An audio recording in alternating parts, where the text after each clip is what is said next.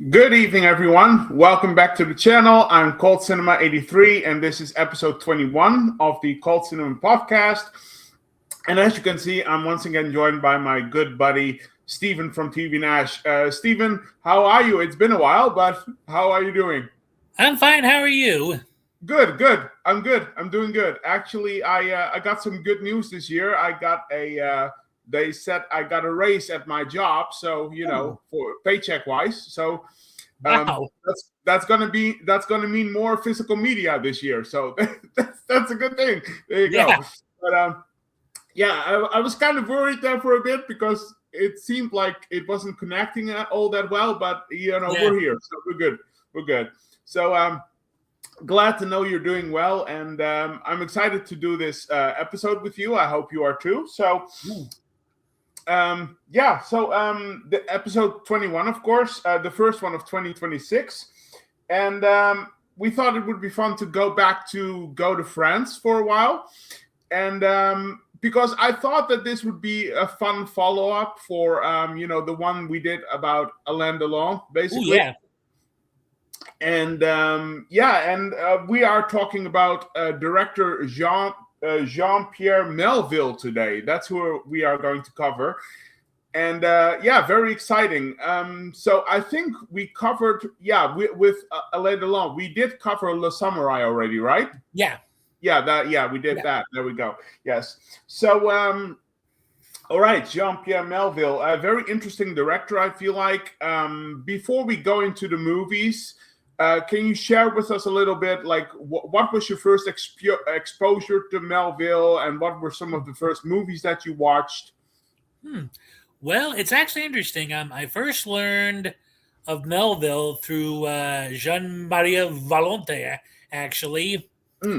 Because after I had seen the first two Leone films back in high school, there was a website I constantly frequented called Movies Unlimited. It was based in my old hometown of Philadelphia, and it's sort of like for Philly what HMV is to the UK, and they had all of these old classic movies there. So I typed in his name, on like the site search, and one of the films that came up was Cercle Rouge. So I was reading about it on there, and then I clicked on Melville's name, and I saw all of these other titles, and the only one that was, in my parents' budget to get me at Christmas time was Un Flic. So that was not only the first Melville film I ever saw. It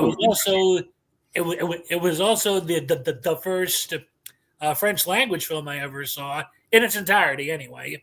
That's interesting because we are going to we'll mention the movies in a bit, but Un Flic is actually Melville's last movie that he ever made. So that's very interesting that that's the first one that you saw.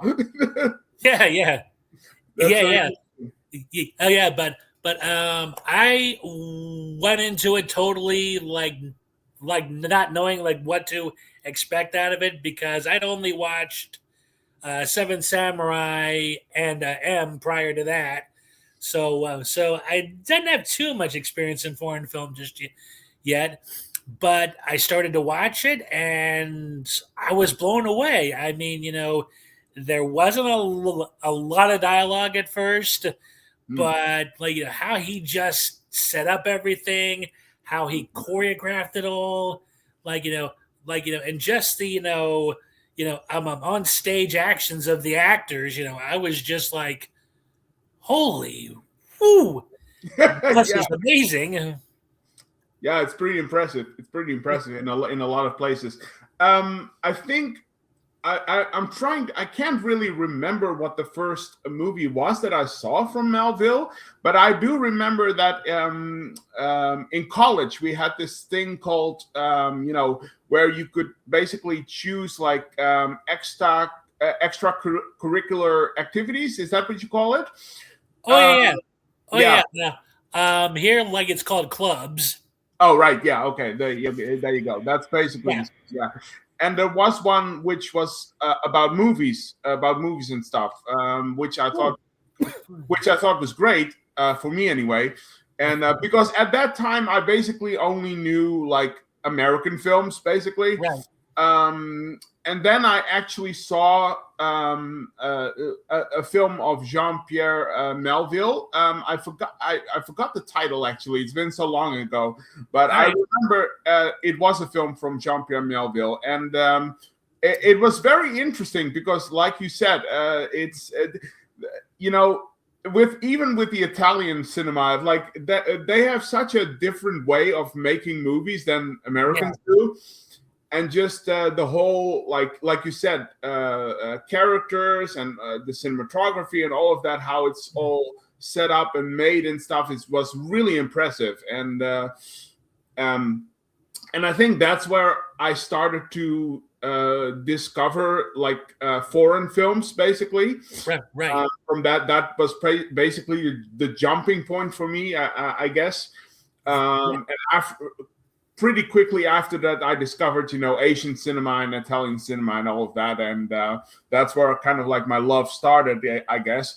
But yeah, it's very interesting. So anyway, the two movies that we are going to talk about are, like you mentioned already, Le Cercle Rouge and Un Flic.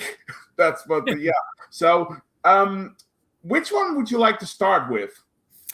Let's go with Un Flic, because I feel like Le Cercle Rouge is the more, sort of, prime film. Like, it has a lot more meat to it, and I think, Okay. And was kind of the, pinnacle of his style, I think, as well. Okay.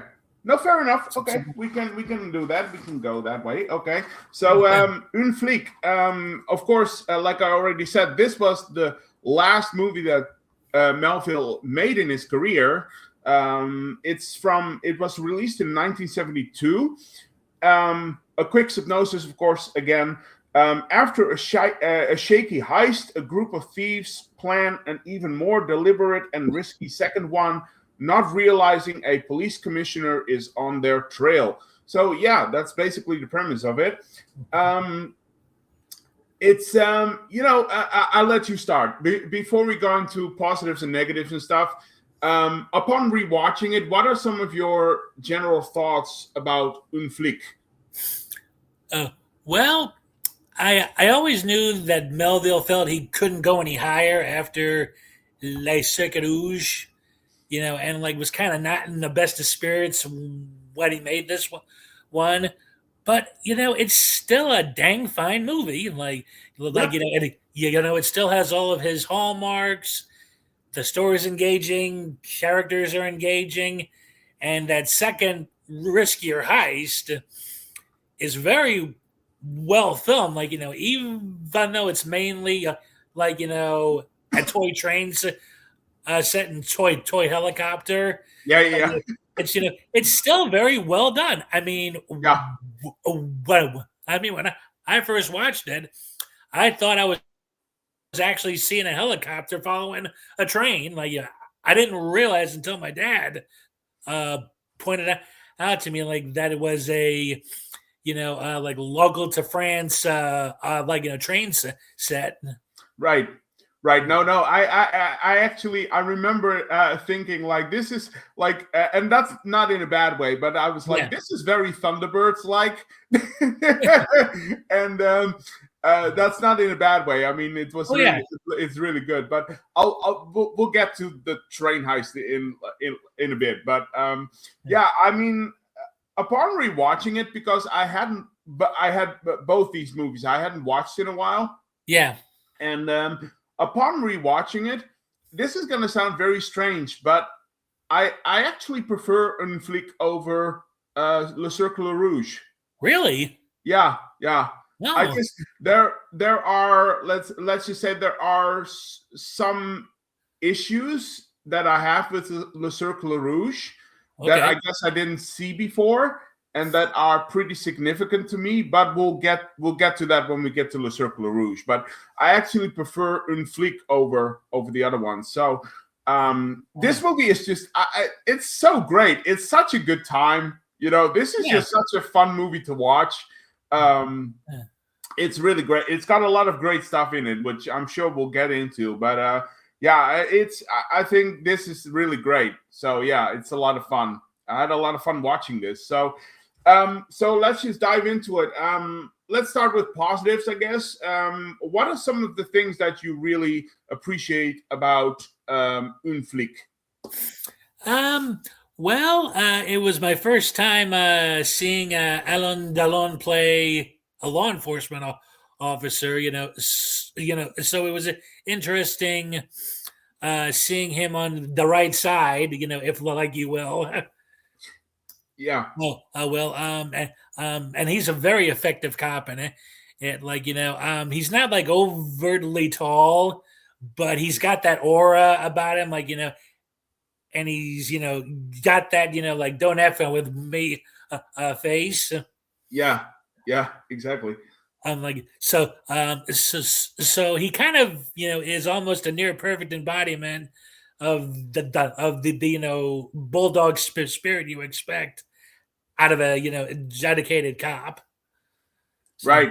Right. No, absolutely. And to add on that, I mean, that was going to be my first positive. I mean, the cast. Let's just talk about the cast. And like you said, Alain Delon is like, and it's so funny because like you said, usually he plays more like morally gray characters and like people who have a bit of an edge to them or have a rough side or whatever.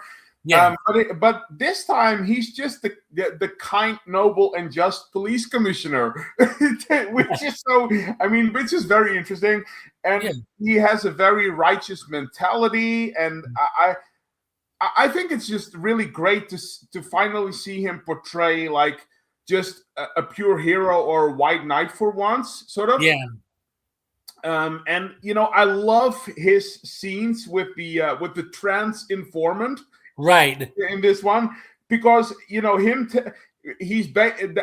those scenes are really telling you what kind of person he is. Yeah. Because he basically tells the informant, like, I hate that I have to use you like this, but it's part of my job.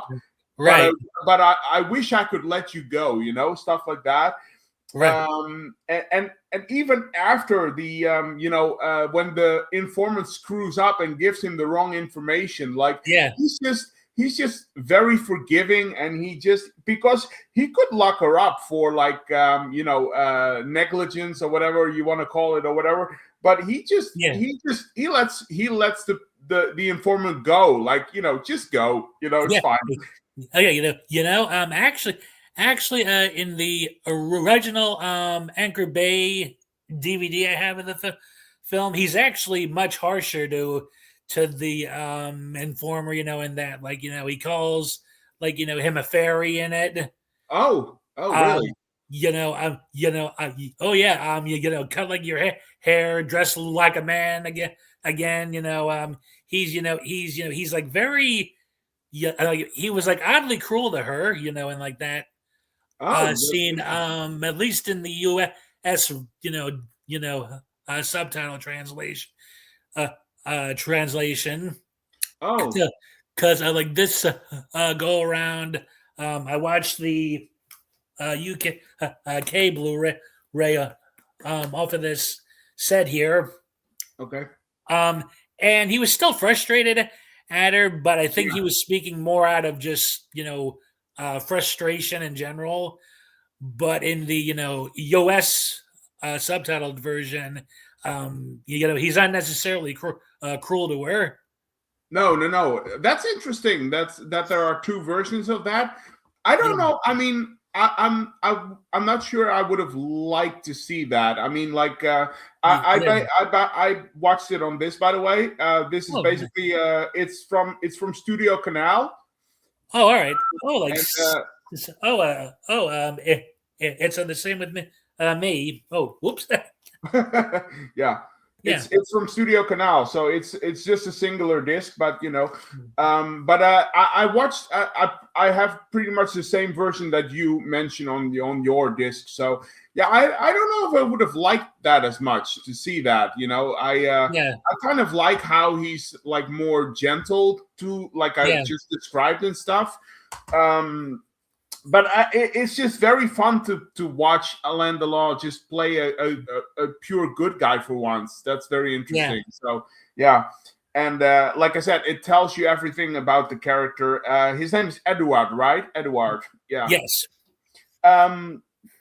So, but to continue on, I mean, let's just talk about the other cast as well, which is a big positive for me because Richard Crenna is in this film. Yes. Yes, like my parents loved him when they were kids in the 60s,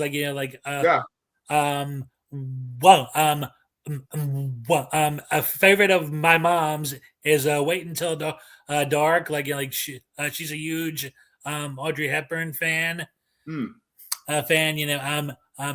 she enjoyed him in that. Right. No. I mean, he's great. I've seen him in so much stuff. It's really great.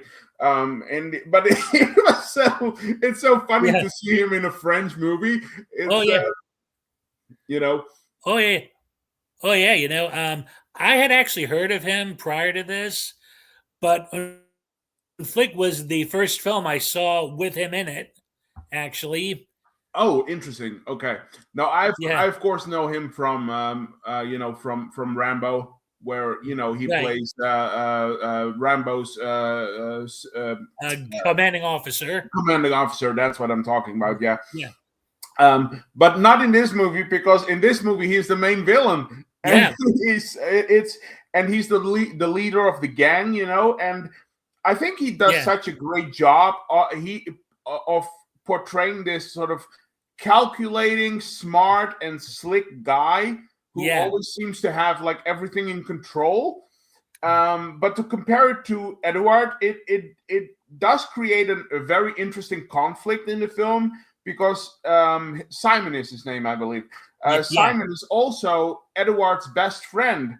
And not only that, they have an interest in the same woman, which we'll get to. But they have an interest in the same woman, so their friendship creates friction, which is not blatantly exposed necessarily, but it certainly is there. And I love that part of the film of the hero being forced to face his best friend, that kind of stuff. But Richard Crenna does very well in this. Oh yeah. Like my absolute favorite moment of the few scenes they share in the film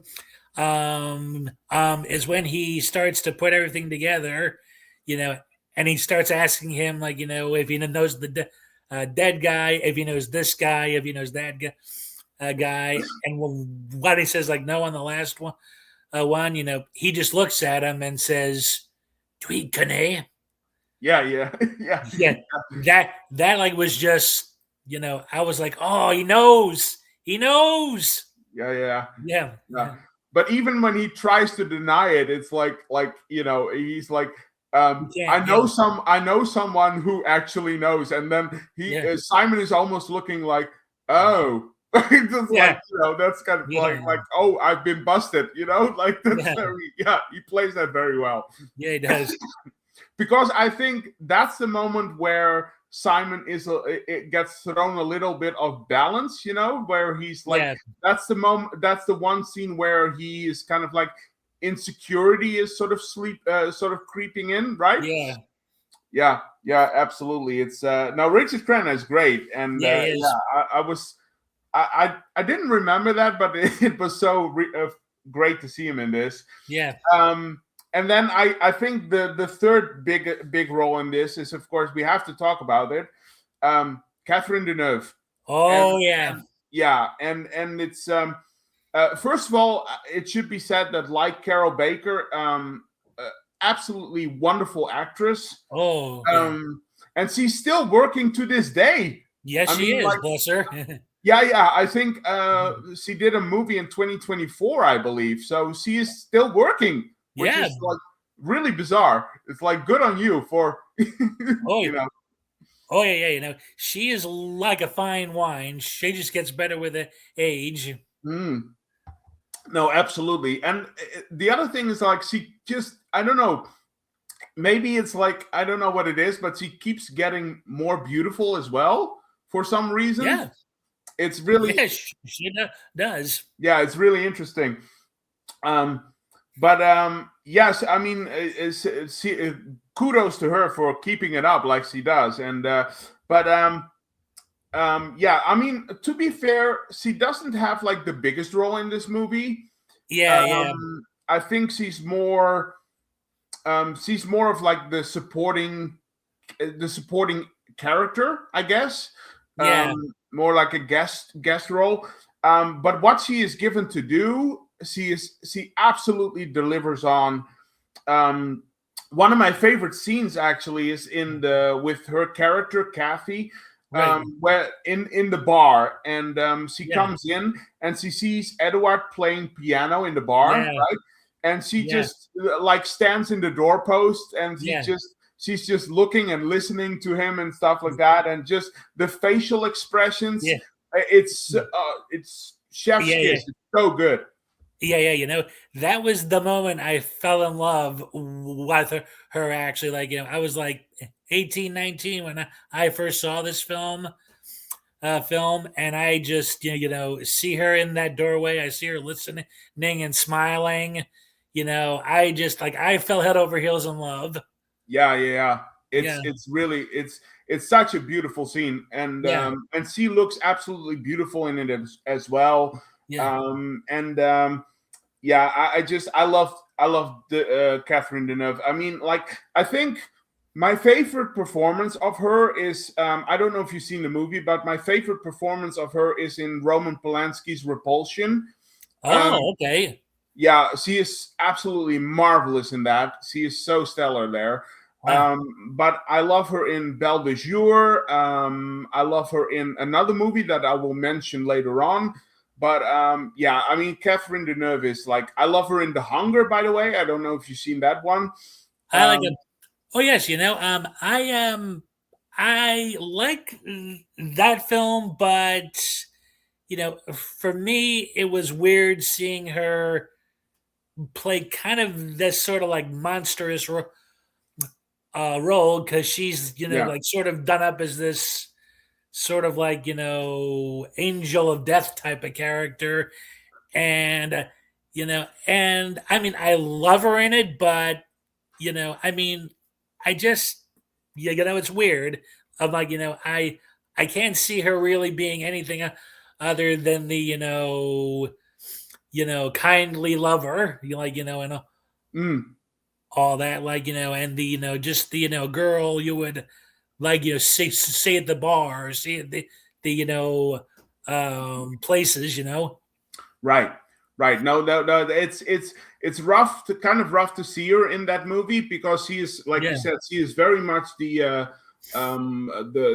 evil vampire siren who like leads yeah, men into her den and stuff, and uh to her yeah. den, of course, which she shares with the marvelous David Bowie. But Ooh, yeah. um but yeah, no, but I actually quite like her in that. But I mean, she played so many great roles, and Yeah. it's great that she is in this one.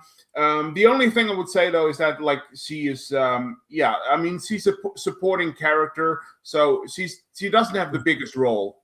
Yeah, yeah, like that, like that is actually a negative of mine in this one, because I mean, I don't want to say that Melville didn't underuse her, but I Mm, felt like there was so much he could have done with her there, and I don't know if it was his shyness about women, or if it like was just like he never really did learn how to write for women, actresses or anything. uh, thing. But I mean, like, I just, I felt like he had this golden opportunity with her Yeah. there, and like, not that, like, not that he wasted it on her, but No. but like, he didn't, grab the bull by the horns, and didn't like really, work it out. Right. Yeah. Well, I mean, it's that's actually one of my negatives too, but I'll get to that when we actually get to the negative. So, Yeah. but yeah, I mean, just the cast is just fantastic in this. I feel like overall. So, so what are some of your other positives about Un Flic? And like, oh, like, just the settings, I love the bang by the sea, like, like, how he staged like that is wonderful.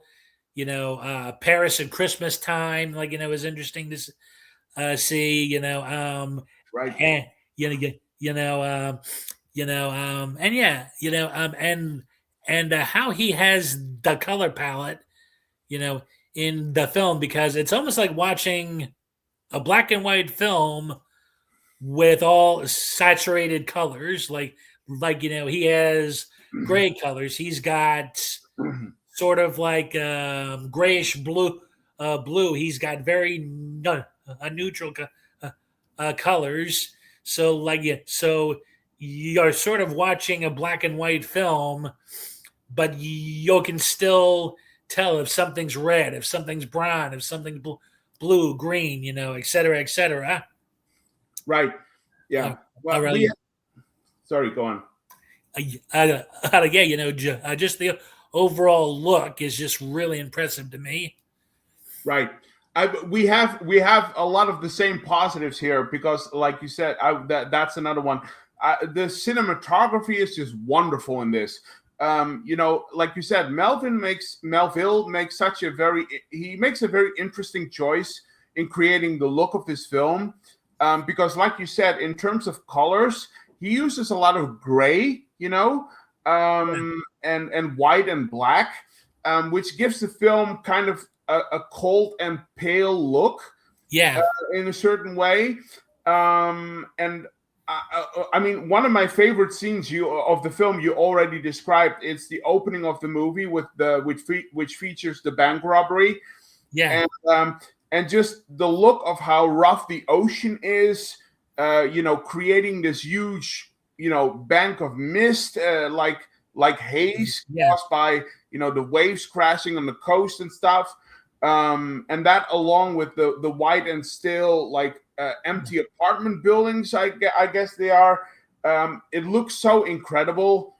And even when the car, like, drives away after they did the robbery, and the car just disappears into the fog and stuff. Yeah. It's so great. It's so wonderful to look at. But also everything in Paris looks so amazing. Like you said, in Paris, he uses, like, more slightly more colors, like you said, red and stuff and all of that. That's where we go to Paris. And I've been to Paris in the past, and I might go back there in the near future, but because it's such a wonderful city. But just the way that Melville utilizes all of that, I mean, it's chef's kiss. I mean, like you said, I completely agree. The cinematography is great. Yeah. So, but I want to add on that, actually, because going to my next positive, I think the suspense in this movie is so awesome. It is. It's like you're on the edge of your seat for, like, a lot of the time. I mean, just all the scenes that have set pieces in them are done so well here. And I think a lot of people's favorite is, of course, and we're going to talk about it, the train robbery. We're here. It's a lot of people would say that is probably their favorite. And it looks incredible. It really looks incredible. And like you said, I say that in a kind of funny way, like it has a sort of Thunderbirds feel to it.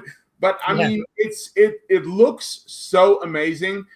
That whole segment with, of course, Richard Crenna going down the cable and stuff, and all that, and even the helicopter, it looks pretty realistic. Yeah, it does. Even for models, and nowadays they would just do that in like green screen or whatever. And back then it was like, no, we're just going to build models. And by the way, I'm happy they did, because it looks much more realistic. So, I mean, the whole scene is great. I guess you could say that's the high water mark of the movie. But my personal favorite is actually the bank robbery at the start of the movie. Because you can cut the tension in that scene with a knife. I actually, on my second viewing of on my watch for this, stream, I'm watching it. I mean, after the clerk, throws the one thing to sound off the alarm. I'm like, in my head, I'm screaming like, get the hell out of there! Like, what are you doing? Yeah. But by the way, isn't it funny that like the sound, the alarm is like it's like a foghorn or whatever? It's so damn loud. And yet when they drive away and into the fog and stuff, there were no cop cars, no cop cars whatsoever. It's like, what? Yeah. Does nobody hear that? Like, it's just a little thing. But anyway, but yeah, I mean, like I said, the tension in that scene is so incredible. And even though not a lot of lines are spoken in that scene, everybody does such a great job of putting that on screen. But all the big moments of the film are very exciting and tense. And I think Melville deserves all the praise for that, because he also wrote the script, right? He's like the screenwriter. So all the praise to him. So so do you have like more positives with Flic? Actually, like that was I think the only film I've seen of his where he has this very tragic character in it, and it's the Paul Weber character played by Ricardo Cucciola. I actually found him to be a very tragic figure, because he's only in on these heists because he got screwed out of his own job at a bank. Right. Yeah. And then when you see him in the scenes, with his wife in it, and you just see this sort of like sad look on his face, and his first scene with her, especially, because he goes into the bathroom, closes the door, and his wife starts to cry, and automatically I sensed he must have tried to kill himself in there before, right? Because she looks worried every time he goes into the bathroom. Right. Yeah, that's kind of a recurring theme. But I also think that the wife is she is kind of aware, I guess, a little bit about what he might be doing. Yeah. I think she has like an inkling of what is happening. But yeah, I mean, it's a very tragic sort of subplot, I guess. Yeah. Where it's like, it's very interesting, and I love how the wife is sort of like persuading him to like find new jobs and stuff. Like all you need is one good interview and stuff like that. And it's so she's trying to sort of persuade him, I guess, to stay on the good side.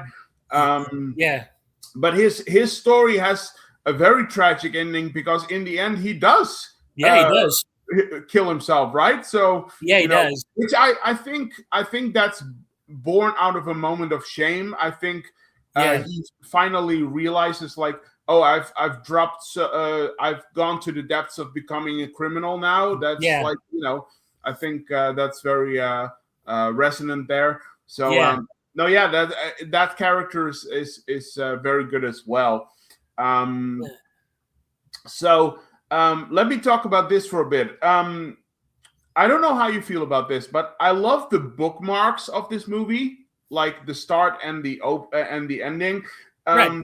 because it basically starts with Edward going over Paris, like answering several calls and stuff, and going to various crime scenes, of course. Yeah. And the film ends basically in the same way of him getting Yeah. another call to a crime scene. Yeah. So after this whole heist thing and the gang situation and stuff, in which he is kind of like, well, we'll talk about spoilers anyway, in which he's kind of forced to kill his best friend. Yeah. Ultimately, it's back to business, really. Which I think portrays the job of a police officer very well. Because at the end of the day, life goes on even for them, right? Right. How do you feel about that? Well, actually, for about 15 years, I've watched this thing countless times for about 20 years now. And for the first 15, every time I watched it, I could never understand why he ended it how he did, Right.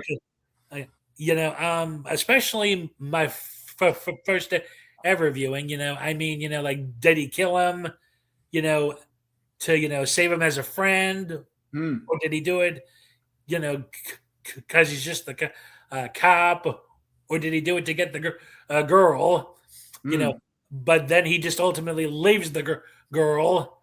Yeah. Girl, and it just ends with him and Paul Crochet, just almost staring into space as the phone goes beep beep, beep beep. Yeah. Beep, and for 15 years, I could never get what the ending was. Right. Yeah. No, it's very interesting for sure. Yeah. I think I think a lot. I hear a lot of people say about this movie that they feel like Edward should have had some sort of conversation with Simon before he is forced to kill him, of course. Yeah. But I think in that moment, I think Edward realized that his friend is probably too far gone, and there is nothing he could say that is going to dissuade him from turning over a new leaf. So there is no way that he's going to change his friend's mind or whatever. So he's basically forced to make that decision because he's kind of in a corner with that one. All right. Do you agree with that? Yeah. Oh yeah. Yeah. I think he doesn't have much choice because I don't think he could have persuaded him to sort of come back to the good side, so to speak. Yeah.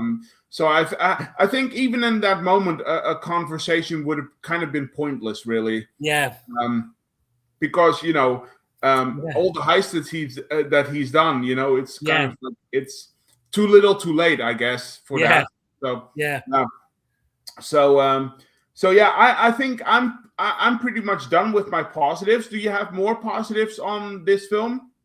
Oh yeah, one more, and and we're gonna go back to the actors here, and that's Michael Conrad as a Costa. I like you. He's I like you. He's always been great as heavies and other American TV shows.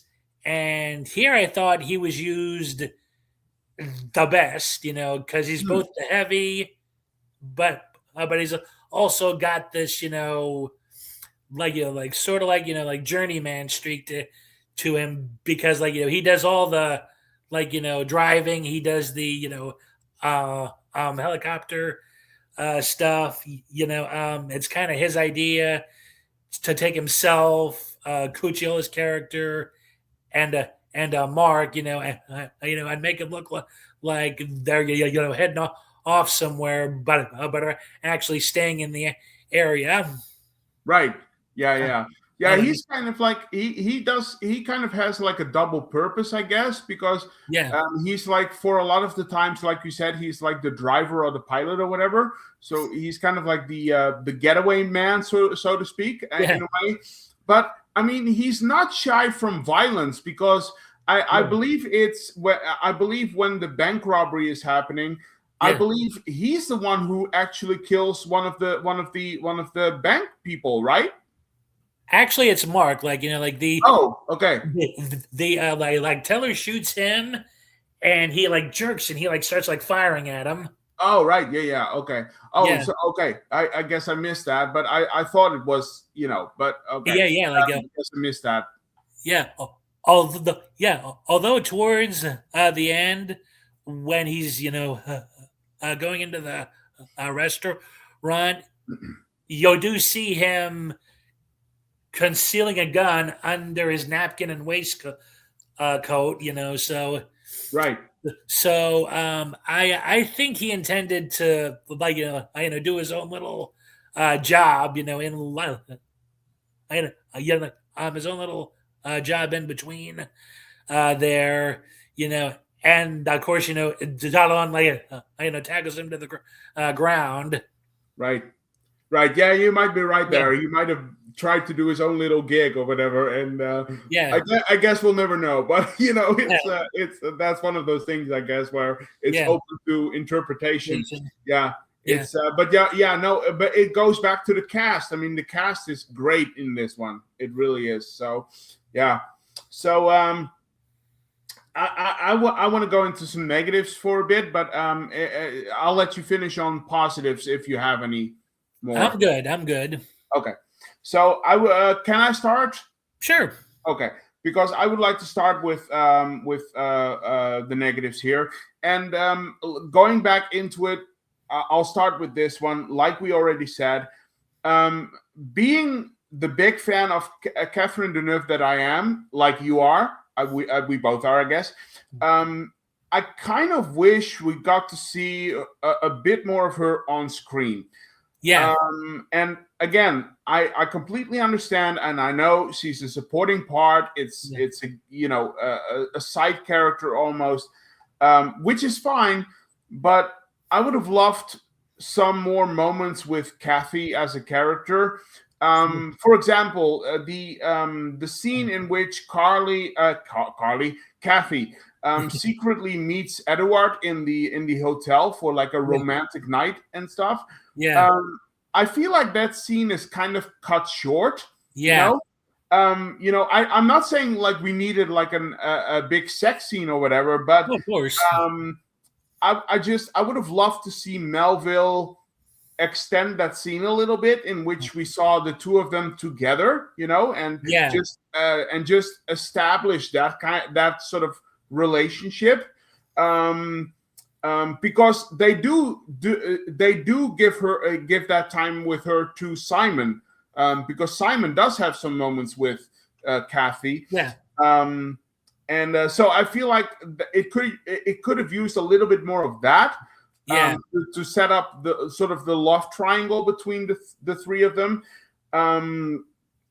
So personally, I feel like Kathy could have at least had like one big scene with like Alain Delon's character Edward. Yeah. But I'm only saying this from this. It's coming from a place of love. It's only because I love Deneuve so much as an actress that I just. It's just this is just like something I wish we would have gotten a little bit more. It doesn't diminish the movie, but I just wish we got a little bit more. So how do you feel about that? Oh, like same. I mean, I never want to ever say that Melville didn't underuse anybody, but I do feel like he had opportunities. He either was afraid to take the risk with or just didn't know how to do it properly. I guess in his own way. But yeah, I mean, I'd have loved to have seen an extension of that scene as well with her and her and Delon. Although he does give us a good snippet there because she asks him if he thinks Simon suspects their like rendezvous, Yeah. and he says like, "Oh, he knows." Yeah. So I mean, I'm guessing there was sort of a like an unspoken sharing, if you will, like as long as one didn't do too much over the other, Right. I'm like over the other, because in that one club scene where they all like share scotches, there's kind of this not really like look between Delon and Crenna, but it's sort of like I mean, it's just weird. I like it's just weird. We're all sharing a drink and we're both in love with it. They're Yeah. And even the way they are looking at each other in that scene is like yeah. Could you be any more obvious here? Like what? What are you doing? Yeah. Yeah, no, it's very interesting. Yeah, no, I mean, again, I'm not saying this is not like a negative on the film per se. Yeah. It's just like this is just a personal wish of mine. Right. And like you said, I never want to tell like a director or filmmaker on how they should make their movie. But I feel like you, he could have done a little bit more with her. That's all I'm saying. Yeah. So I'll give it over to you. I have another issue, but I'll get to that. So I'll let you go first. Do you have any negatives or issues with this film besides the Catherine Deneuve one? Yeah. And it was actually during this most recent watch, actually, I started to think about it, and that's he's a bit too ambiguous in why Simon is doing what he's doing, because you'll see him and he has this ultra successful club, it looks packed every night. Yeah, he's probably making money hand over fist. Yeah, what does he really need to rob a bank and rob and rob drugs off of a train for I mean, is he just a thrill seeker? Does it give him a high? Right. I mean, does he feel he's not making enough in this club? Even though he probably is. Yeah. I mean, like that. I kind of find frustrating that we really don't know what's motivated Simon to risk it all to pull off these to pull off all of these jobs, Right. Yeah. No. That's kind of a funny thing. Like you said, it's like it looks like he's been set up pretty good, and I guess maybe you could chuck it up to like people who have money want more money eventually, but something like that or whatever, or like you said the thrill seeking kind of thing. But no, you're right. It's definitely odd a little bit. Like you've got it really good there. Like why do you risk it all to get a few more bucks? No, absolutely. That makes sense. Yeah. So I have one more issue that I want to go over, and I'm curious to find out to have your take on this. Okay. And this is kind of coming out of my love for the Poliziotteschi genre, right? Right. So, here's the thing. As much as I love the bank heist scene at the start of the film, it's my favorite like sort of heist set piece from the film. So right. As much as I love that, I do think that in some moments it's a little half baked. I guess I wanted it to be a bit more maybe violent, in a sort of way. I kind of wish they would have, it would have, Melville would have let that escalate a little bit, and maybe one of the gang members actually being forced to actually kill a couple of like bank guards or whatever. Right. I don't know. I guess I expected it to be a bit more Poliziotteschi-esque in its violence for this scene, because this is 1972, where the Poliziotteschi genre is in full swing. So it's not like they don't have like any examples of that. So I don't know. I think that's a kind of an odd decision that Melville plays it so sort of under the radar with that scene. I would have loved it if that scene would have been a little bit more edgy. What's your take on that? Well, I've seen a lot of archival interviews with Melville, and his gangsters are actually men of honor. Like murdering somebody would be completely bad for business. Like, you just rob somebody and you'll get like 20 years to tops. Like, like murder, like murder, and they chop like your head off. Right. Off like So like it's bad for business, and B, his criminals actually have a type of honor code. Like don't do more than you sort of feel like like you have to. Right. Because there's actually a scene in an earlier Melville film, Second Breath, where the cops set up Lena Ventura and his buddy, and the buddy like shots at the cop. You swine! You learned all of this in the Gestapo. So it's sort of like like there's a certain way to do things, and they sort of don't like it when a guy learns it from the let's just say like less favorable types. Right. Types, so like there's a certain honoring of limits there, like which is purely in his universe. I mean, I don't know like how it would have flied in the actual like 1972 days, but I mean, at least in his world, the gangsters knew like what lines to stay far away from. Right.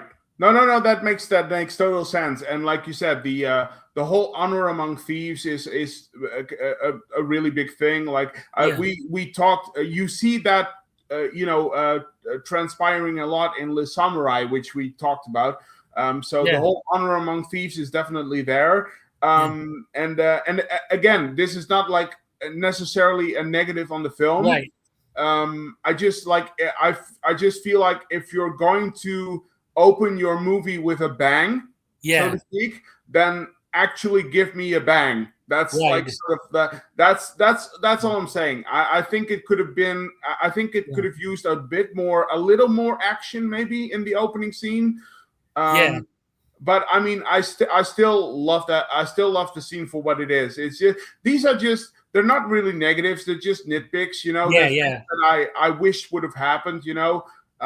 It's not really a big deal, but they're just things like preferences. I would have preferred to see this and stuff. So that was like my last negative. Do you have more issues or negatives in Flic? Actually, and it's like also more of a pick. It's actually during the train heist scene. Actually, and that's just sort of like a two for oneer. The first half is that I did think Melville spent a little bit too much time on seeing Crenna clean up his face and change into his in disguise. I thought he took a little bit too much time at first, and I still think he could have shortened it a bit even now. But I mean, but like that's just more of a net pick there. And the second one is like after he's done in there, and and he lets the older gentleman in. He's standing outside Suitcase Matthew's door, and and the old man passes by him again, and and I'm wow, and I was watching it again, and I'm like hold on a minute, this guy got a really good look at him. I'm like, I give him how, how is it that Crenna doesn't assume that if heaven forbid he ends up in a lineup at the at the police station, that guy isn't gonna see him and automatically point the finger at him. Right. Yeah. No. Yeah. I mean, that's kind of like a sort of trope in like a lot of like heist movies and stuff. Like even in like American heist movies and stuff. Like whenever they go into well, in this one they do wear it, but in the bank. But whenever they go into a bank or whatever and stuff like or anything, they never wear hoods or they never wear masks or whatever. Right. It reminds me kind of a bit of a sidetrack here. Have you ever seen Ambulance from Michael Bay? I've heard of it, but I haven't seen it. Okay, keep it that way. It's okay. Really bad, but that's a very big example of it. Where I was curious because in the past I have been a fan of Michael Bay, so like but I was curious, so I would watch, and then because that movie opens with like they're going to rob a bank in Los Angeles of all places, right? And this guy just walks into the bank with like hundreds of cameras and no hood or mask or whatever, and he's just going like this, "Hey everybody," and it's like, what are you doing? It's like, really? It's so funny. It's like, it is. I can't take that seriously. Come on, what is that? But I have to say, in all honesty, I mean, that kind of ridiculousness that you don't have in Flic. But it is interesting, like you said, that when Crenna is on the train, Simon, like, wouldn't you want to cover your face a little bit? Like, that it is kind of curious, I guess. Yeah, absolutely. It's but I mean, I can understand what you're saying. I mean, they're nitpicks, right? Yeah. So I think I'm pretty much done with all of my points. Do you have anything more to say on Flic? And that is actually something I actually remembered my mom saying to me the one time she actually watched the film with me. And I guess it's kind of for me too, like, as I know, sort of in their bed, but it's like, after the heist happens at the train, and they like lose that trail like the cops do, and the informants brought in, and Delon like slaps her in the face, over it. I like that actually shocked my mom, and she actually said to me, "He made her cry." Oh, okay.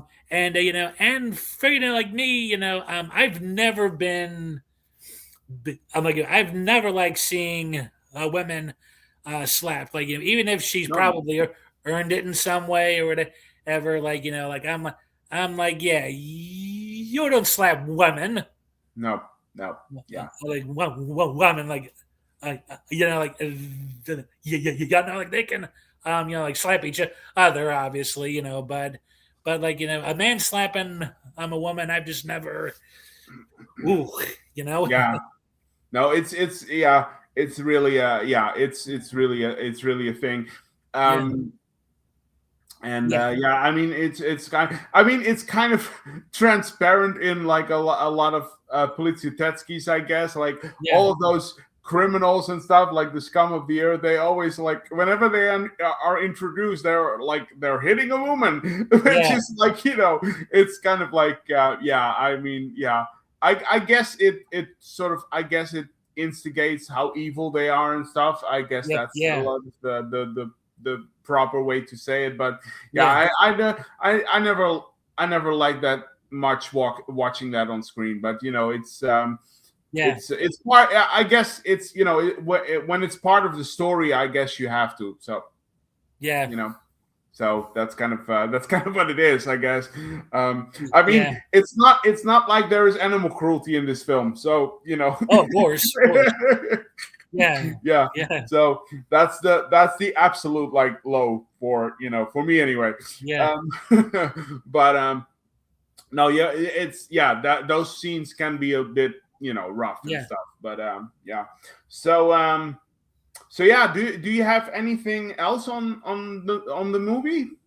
I'm good actually. Okay, so I think I'm finished as well. So we could go into ratings, I guess. So would you like to start, or do you want, or should I take it first? You go first. Okay, fair enough. All right, so yeah, in Flic, look, this film, I really dig this film. It's so great. I mean, it's such a fun. It's so fun to watch. It's very entertaining. I mean, there are small nitpicks with it, of course. It's not a perfect movie. No movie is, but I feel like the nitpicks that both of us have are very small, Yeah. relatively small anyway. Yeah. Where it's not like a negative on the film; it's more like what we would have preferred, right? Yeah. But overall, I mean, this is just I really enjoy this movie. It's really great, and upon rewatching it, I had a blast. This movie is a lot of fun. So Yeah. it's just a good time, It's just Yeah. a lot of fun, really. It's a lot of fun to watch this. So I have a pretty high rating. I'm going to give Une Flic, I'm going to give it an 8.5 out of 10. Ooh, nice. So Nice. I'll throw it over to you. Oh yeah, I like same here. Like I had an absolute blast revisiting the film. I hadn't seen it in a number of years. So it was fun to finally look back on it, and to finally pop in my Blu-ray. Oh yeah, right, yeah. So, By the way, that's a really gorgeous box set there. Wow, that's really good. Well, yeah, it is, isn't it? Yeah, it is. It really is. Yeah. Is that also Studio Canal? Yeah, it is actually. Oh, yeah. It's like right. Hold on a minute. Yeah, no, I can see it. It's right there. Yeah. Okay. Oh, fun, cool. Yeah. No, I just like I said, this is also Studio Canal. It's just a singular disc. Right. But it looks really good. So yeah. Sorry. Go on. You were giving your rating. Alex. Oh yeah. So it was. I didn't miss a beat. Like watching the film. Like all sorts of nice memories came back from it. So yeah, my rating is just slightly higher. Oh, really? Um, Okay. I'm giving it a 9 out of 10. Wow. Okay. Fair enough. Yeah, that's good. Okay. I like 10, like yeah, well, yeah, and that's also partly from it being the first ever French film I ever watched. So there's like that nostalgia to it, and Right. Right. Well, yeah, right. Well, of course. I mean, nostalgia is really big. Like, yeah, if it's your childhood memory and stuff, I mean, we went into all of that when we did the Indiana Jones trilogy. So, yeah, when it's nostalgia and childhood memories, yeah, you tend to rate those movies a bit higher, But yeah, no, I get it. It's, I mean, like I said, this is a great film. It is a great film. yeah, So, yeah, absolutely. So, all yeah, right. So, I guess we move over to the second one then, which is yeah, Le Cercle Rouge. yeah. Also from Jean-Pierre Melville, of course. One is from 1970. Again, quick synopsis here. After leaving prison, Master Chief Corey crosses paths with a notorious escapee and an alcoholic former policeman. The trio proceed to plot an elaborate heist. Yeah, that's kind of the gist of it. So, first of all, let's just show this off. Again, it's from Studio Canal. So I Nice. watched it on this. Oh, nice. Oh yeah. Oh yeah. Like same said. Oh, it's in the box. Yeah, there you go. Yeah, yeah. So I watched it on this. So Oh yeah. Oh yeah.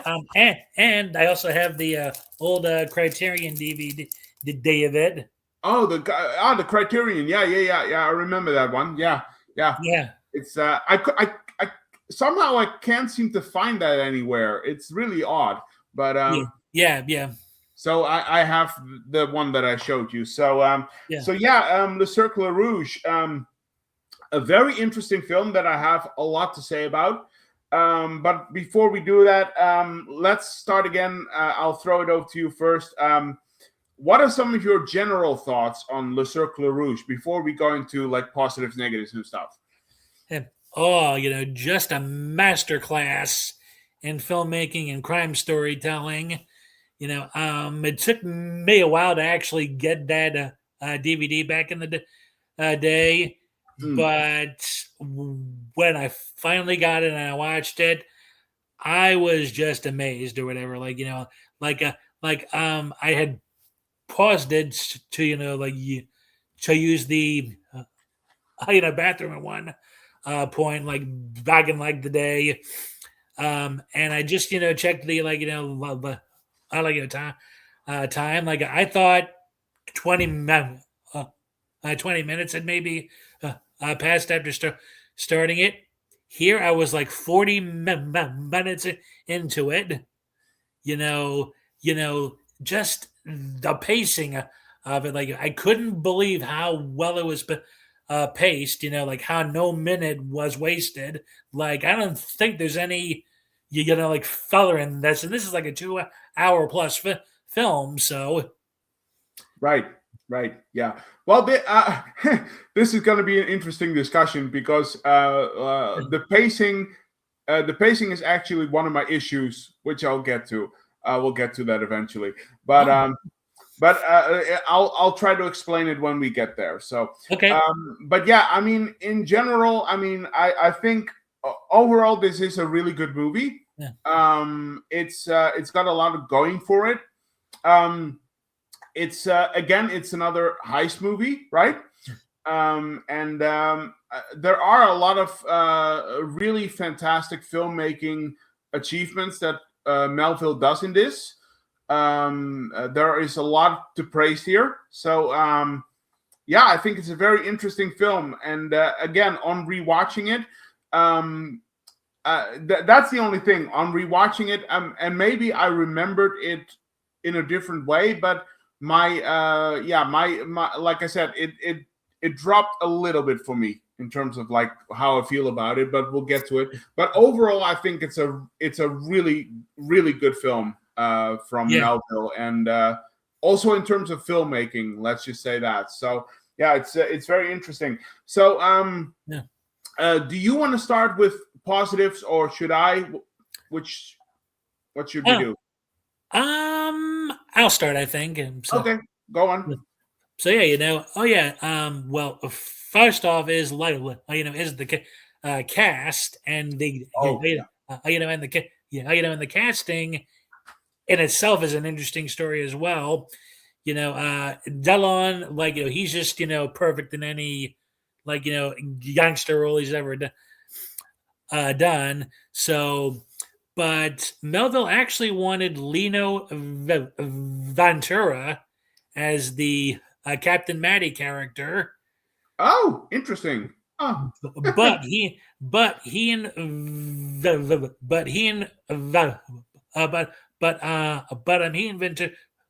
and Ventura had a falling out during Army of Shadows and weren't speaking to each other,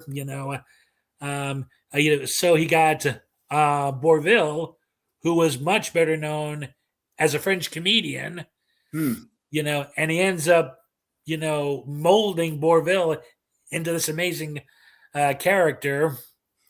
And of course you've got Jean-Pierre Volonte as a Vogel, who Melville actually wanted to be played by Jean-Paul Belmondo.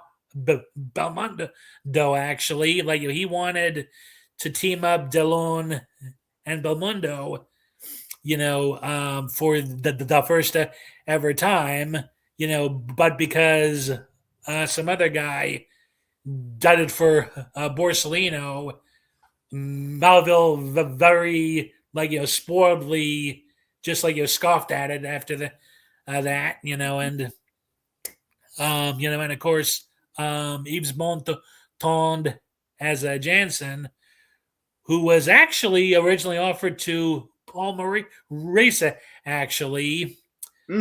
But either he was busy with something or he didn't care for it. I never knew which, but and of course Francois Perrier as Santi. Yeah, just a great cast.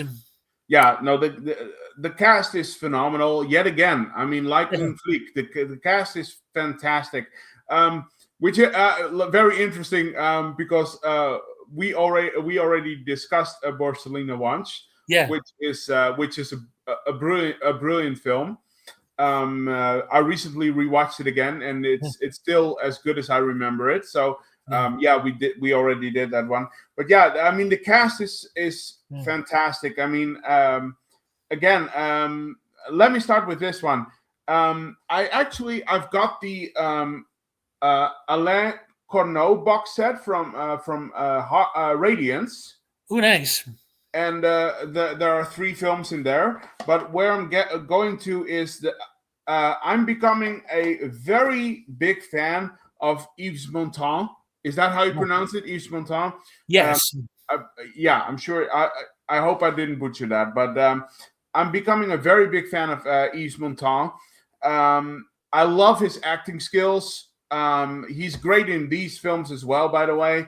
And of course, in this film, he portrays basically, disgraced former policeman Jansen, of course, Jansen.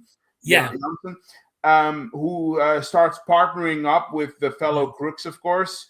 And what I like about his character, he's kind of like, he's the one who kind of plans out the whole thing, And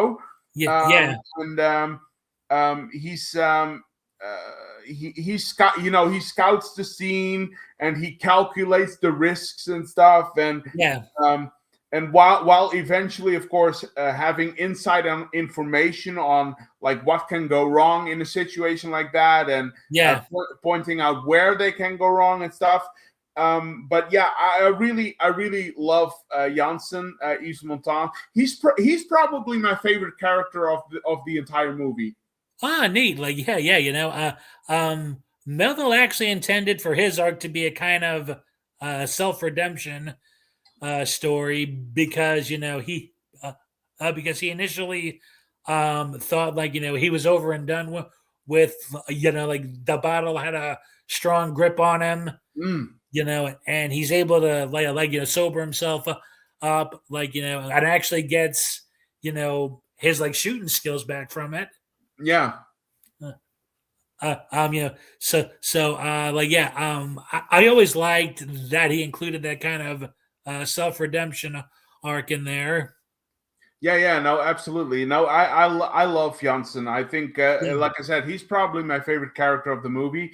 Yeah. But then, of course, you already mentioned him. Then there is Gian Maria Volonte, who we already talked about as well for a few dollars more, and fistful of dollars. Yeah. Of course, the role of Vogel, right? Is that right? That's how you pronounce it, right? Vogel. Right. And he's a little bit more of a loose cannon in the movie. Yeah. I feel like he's sort of the persona who is his loyalty is more in question than the rest. I feel like you never really know where he stands on certain things. I feel like he's a character that you almost expect to become like the turncoat, because he's the one that would probably give you the most trust issues, right? Right. Right. Also, of course, it's the facial expressions and stuff. Right. You never really know where he stands, on the whole thing. And we mentioned already before, when we did the Western one, it's very well known that there is controversy around Volonte, of course. But to me, he's just such a master in portraying these roles, in these kind of roles. He's just really, really good at that, in sort of like these sleazy, sort of rat-like, personas and stuff. Do you agree with that? Oh yeah, I actually didn't think he was cagey, initially. Oh, okay. I think he had loyalty to Corey, because he could have easily said hey, that guy snuck into my trunk, and he didn't do that. Maybe he felt kind of honor bound, in some way to him. Right. To him, and it is revealed that he knew Janssen long before, the a heist job. So he did kind of have allegiances that, there, but he did have that, face that said, if you piss me off, I'll go hog wild on you. Yeah, that's what I mean, kind of. Yeah. But yeah, there is definitely history between Vogel and Janssen there. But like you said, again, there is sort of the honor among thieves, again, the theme, So I guess in that way they sort of can trust and respect each other. But I think I think what you said, that I meant, if you piss him off, then it's it's all off, all bets are off. Yeah, exactly. So to go back to the controversy a little bit, because a bit of a sidetrack again, because I want to ask you this question. Okay. Because a while back, in 2025, I did a podcast with James from Poliziotteschi and Jelly Reviews. Okay. And we did a podcast on Sergio Corbucci. All right. Where we discussed The Great Silence. And we talked about Klaus Kinski, who is, of course, also a very controversial character, persona. And I want to ask you the same question that I asked James when talking about Volonte. Can you enjoy a character and a movie without liking the actor who plays the character? Well, I've always had a love-hate thing with Volonte because he was really excellent to me in this, and I do wish he had done more of these kinds of films. But like he had it said from like the time he was 20 years old that like acting and politics went hand in hand. And it kind Yeah. of stifled him, I thought, in a way as well. I mean, I really can't hate him for following what he believed then, No. but Mhm. I just, I mean, like he was a very sort of like a double standard man. Like he would complain that he's not more well known outside of Italy, Mm. but he's sticking to a very specific type of genre of film. Mhm. I'm like a film, and he actually was very much a pain in the ass on the Cercle Rouge said because he didn't Mm. understand why Melville wanted to do half of what he wanted him to Mm. do, and like was constantly getting into arguments with them over it. But I actually learned this from an interview with Melville's biographer. Um, who said that all Volonte could talk about in between shoots was, going back to like relax in Italy, have spaghetti, Mm. and he actually, confronted him and said, "Look, like you're sounding more like a nationalist than a communist." Right. Right. Honest or whatever. So I mean, like he was this double standard of a man, but he was Mhm. very kind. I also learned to people as well. Mhm. Like so he had this very bizarre duality to me. Right. Uh, I mean, so I mean, I love him as an actor, but I don't think I could have stood him as a person at points. Right. Like I mean, like as a young man, I probably couldn't have, but like when like he hit his 50s and his 60s, I think he became a little more calm. Right. Right. Yeah. Yeah. No. No. I mean that's kind of where I was going with it. I mean, we don't have to get political here, but I Right? mean Yeah.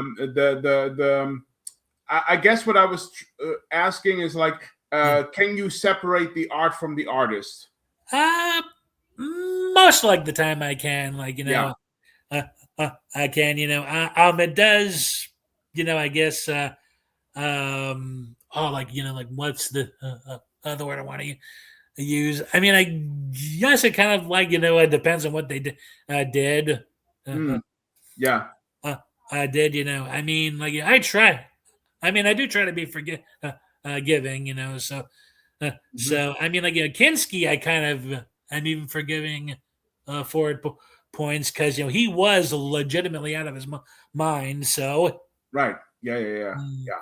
Yeah. yeah, But yeah, no, I just wanted to pose that question. It's a very interesting one, I guess, and yeah, it's I think I'm kind of on the same thing as you, yeah, but I basically said to James, and James agreed with me. Like for the most part, I can separate the art from the artist because yeah, at the end of the day, all that matters to me is the story and the characters yeah, and how they are portrayed and stuff. So as long as you do your job, then you're good. yeah, And in terms of like the internal struggle and stuff, like I don't mind creative debates and stuff yeah, when you're making a movie, because if the movie actually turns out better, then yeah, all the better for it. So I'm not against like creative debates or discussions within like the filmmaking stuff, as long as you keep respecting the director who hired you. yeah, yeah, So but anyway, so that's was my question. But then of course we have to talk about, of course, the other one, again. Alain Delon is yeah, I mean, he's just, like you said, he's pretty much great in anything, really. It's yeah, and he plays the more familiar character here that we yeah, know him for. He's But he's really great as the as Corey. He's calculating, he's charming, he's enigmatic, and his persona is not very original. I feel like, because we've seen that sort of character from Delon before.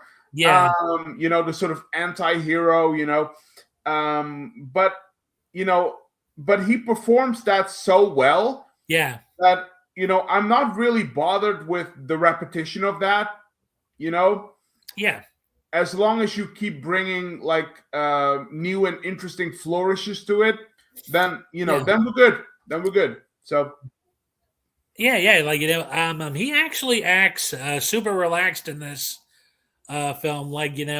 His emotions really don't change much. He's just this sort of calm, cool, and collected type in it. So I mean, probably only thing I kind of felt didn't work for him was the mustache.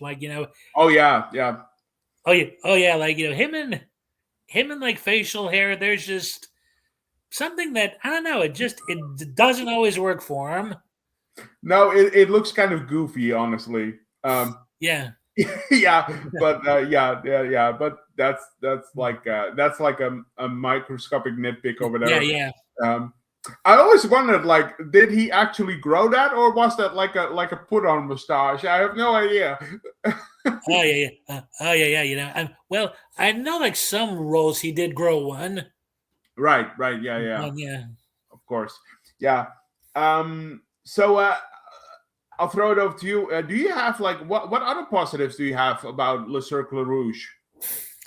Well, again, just the cinematography, how he showcases Paris, showcases the country's side, and I do also have a kind of nitpick here as well, because I've seen both the Criterion restoration and the Studio Canal one. Yeah. The Studio Canal one, I think, is actually better because it sticks to Melville's color palette.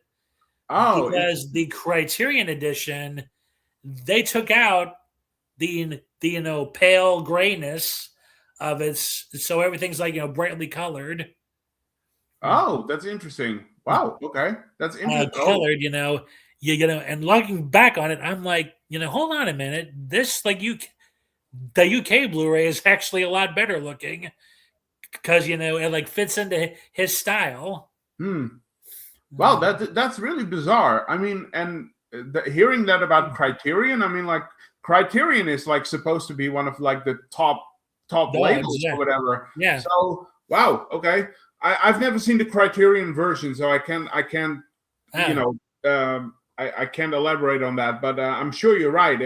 That's interesting. Yeah. That's very interesting. Huh. Yeah. Maybe they got like a different transfer of the film.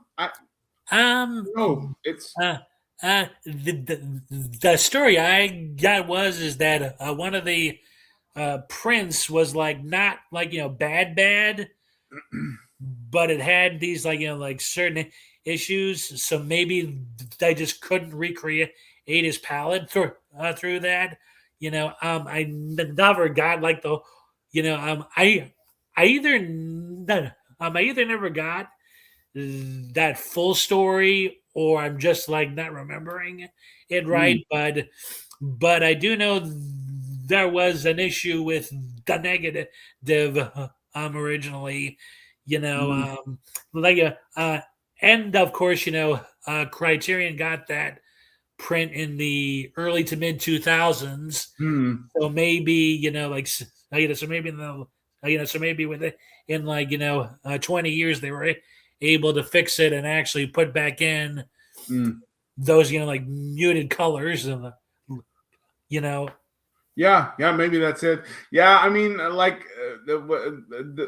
when the movie is when the release is damaged, that's always a tricky thing. And I guess you can only clean it up so much, even with Arrow releases or whatever. Sometimes you you can just see some footage that they just couldn't fix up better and stuff. Yeah. I guess it's part of the course, I guess. Yeah. But again, like I said, I have the Studio Canal one. This looks great. It really does. So yeah. But going to what you said, like again, cinematography and stuff. Yeah. It's I want to add a little bit on that because I think I think a part of that is also I really like the narrative and the basics of the story here, because it's so funny. This film to me almost has like an Italian Job kind of a vibe to it. A bit. And you know, in terms of setup and stuff, and I really enjoy it for that. I think that's a pretty great angle to for a story like that. Yeah. And you know, the way that the movie sets up the three main characters that we already talked about, I think is pretty amazing as well. I mean, like Corey being in prison and then like being released on probation and stuff. Yeah. Vogel being that's actually my favorite introduction. Yeah. Vogel being transported to prison by another policeman called Matai, I believe it was. Yeah. He's played by Andre Bourvil, if I pronounced it right. Who, by the way, he plays the much more honest and honorable person, like Delon did in Flic. So, but yeah, I mean, Vogel being transported to prison on a train, and then basically staging his own spectacular escape, which I found phenomenal. That's so brilliant. Yeah, it is. It's really good. I love it. Yeah, it's great. It's really great. You know, and again, you can just see it on the facial expressions, how he's working it out. And then you see him like with the what is it, the paperclip or whatever, and he's just like twisting it. Like, what are you doing? It's really, but it works out very well. It's so great. That scene is really great. And then Janssen, of course, whose introduction is I think that's also why he's my favorite character in the film, because you know, Janssen's introduction is so, it's almost sad and pathetic, really, because you know, we see him in his apartment, which looks like a garbage dump, really. And you can tell that he's really at rock bottom when the movie starts, and you know, he's drunk and he's hallucinating all of these like spiders crawling up his like face and stuff. Like, you know, a like right in front of Melville's actually like described that opening scene of Janssen as what Ernest Hemingway or Norman Mailer must have looked like as they were, you know, drying out. Oh right, yeah. I suppose they did, but yeah, it's so, and then of course Vogel and Corey Vogel and Corey basically give him a new life purpose, I guess. Like, come and join us. We're gonna plan a heist, and we're probably gonna get rich. Not really, but you know, but it's the plan anyway. But I think it's just great that we have these three personas that are so different, but they the way that they are introduced are also so original and inventive. How do you see that? Like, you know, I totally agree, you know, because you've got the, you know, guy who's getting out, who kind of knows to kind of keep a certain distance out of the limelight. You have the, you know, guy who's escaping, you know, is maybe just slightly cagey, but you know, but still has enough sense to not get caught again, you know, and the, you know, and the down on his luck guy like looking to gain back his self-respect. Yeah. It's very interesting, and even the interaction between the three characters is very interesting. I feel like. So, all right. What else do you have? Do you have more positives or things that you appreciate about this? Oh yeah, actually. And here's a sort of a two-parter one. Melville had two distinct influences when it came to this film in a way. He wrote the heist scene itself in 1950, and he planned on filming it then with Jean Gabon, I think. But then Asphalt Jungle came out, and that had not really a similar scene, but it kind of felt like a similar bit.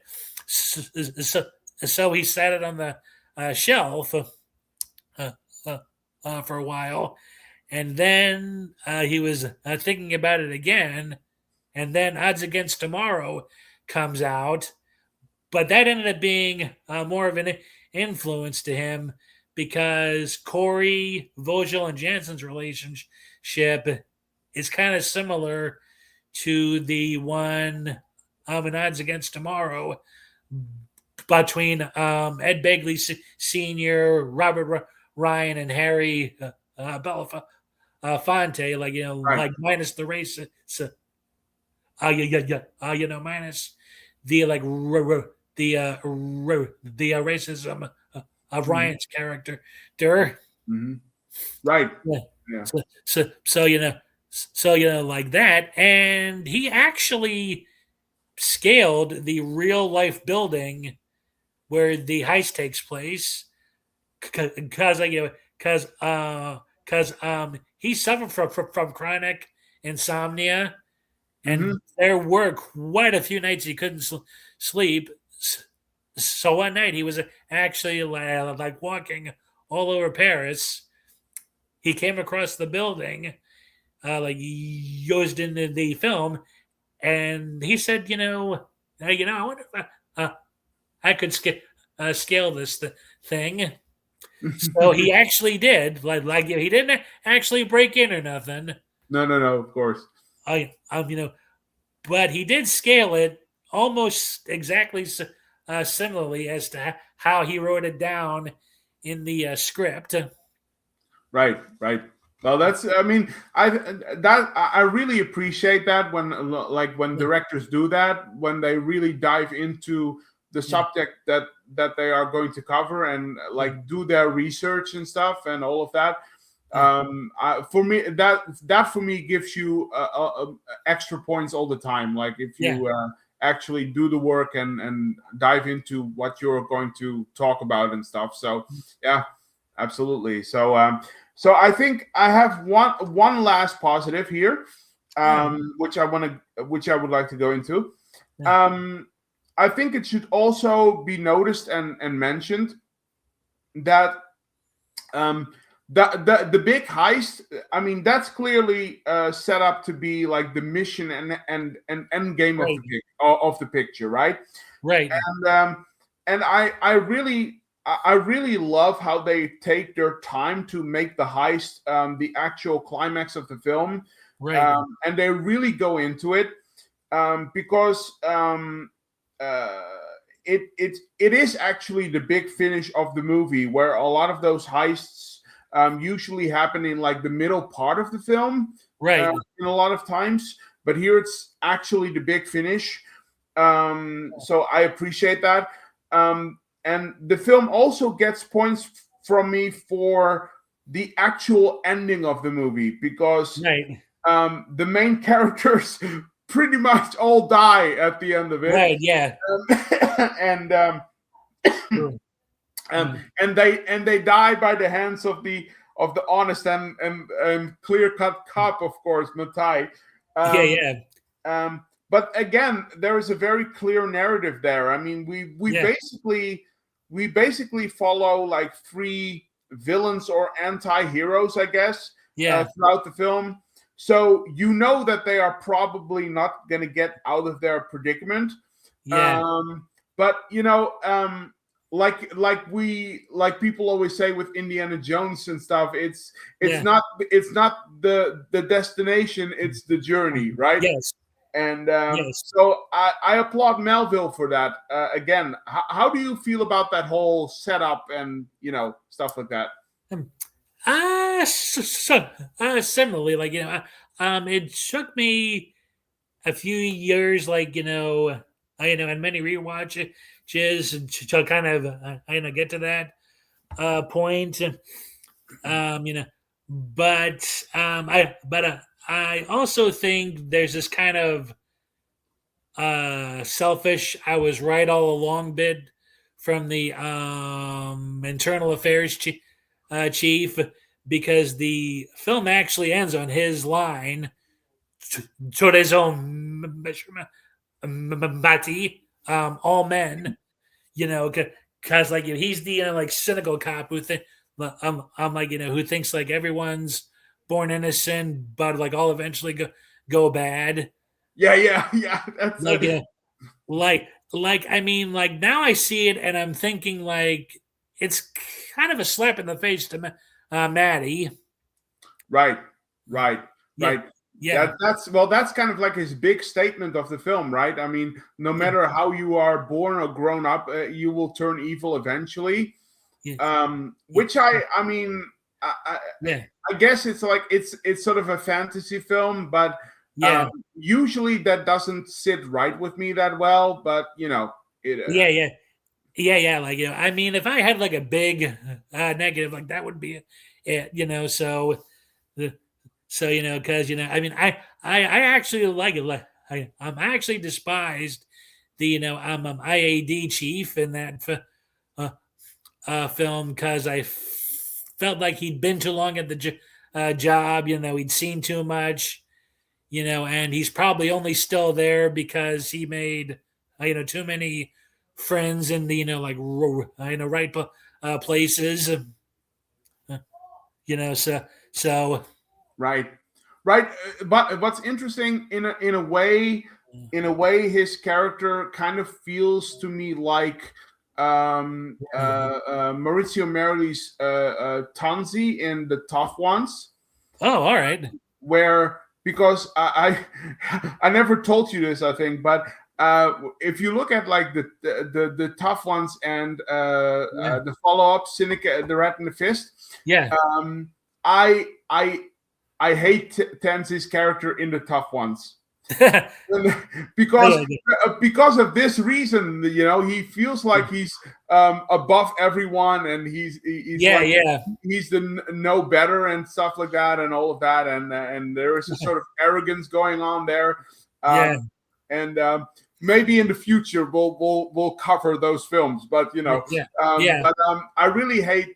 So I don't like Tanzi in The Tough Ones. And the funny thing is, I love him in The Cynic and the Rat and the Fist. Because he's become much more soft and he's much more kind-hearted and stuff.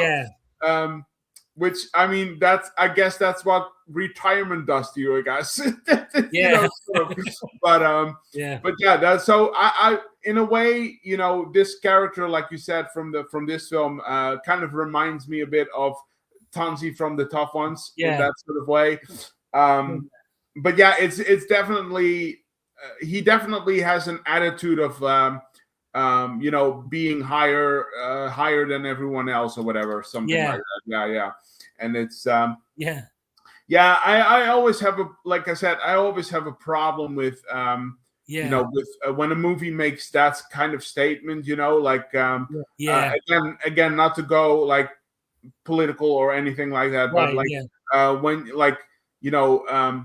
that whole statement, like, no matter how you're born or whatever, everyone will become evil. It's like, that's a little bit. But I mean, it works in the context of this film because the three main characters are actually anti-heroes or villains. So I guess in that way it sort of works out. So So I mean, I think I'm pretty much done with my positives. I'm gonna go into negatives later on. So, do you have anything more to add on the Cercle Rouge? Do you have more positives on it? Ah, I actually think I'm good. Okay, okay. It's okay. If you want to add anything, just say so. Right. So I guess I'm going to go into negatives now for a bit. Where should I start with this? Let me just say, because I do have two, actually. I have two issues, but like I said, they are pretty big ones. All right. That I want to address. So, okay, so I'll start with this one. I hate to use this phrase because I almost never say this, and All right. a lot of people are often saying it in like the wrong context or whatever. Right. But in this case, I feel like I have to say it anyway.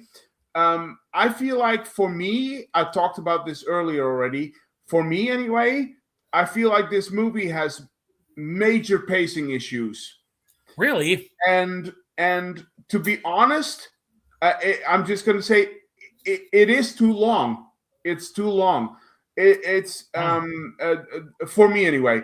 The first half of this film, before they start planning their whole big heist, right? Before they actually go into the actual planning of it, the first half of this film feels very unbalanced to me, and in certain ways, it to me anyway, it was kind of slow and sometimes even a little boring.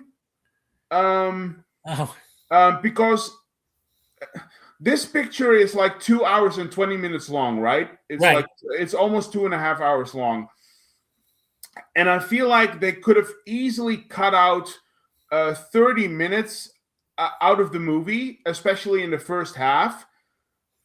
Because I feel like they could have trimmed a lot of the unnecessary fat.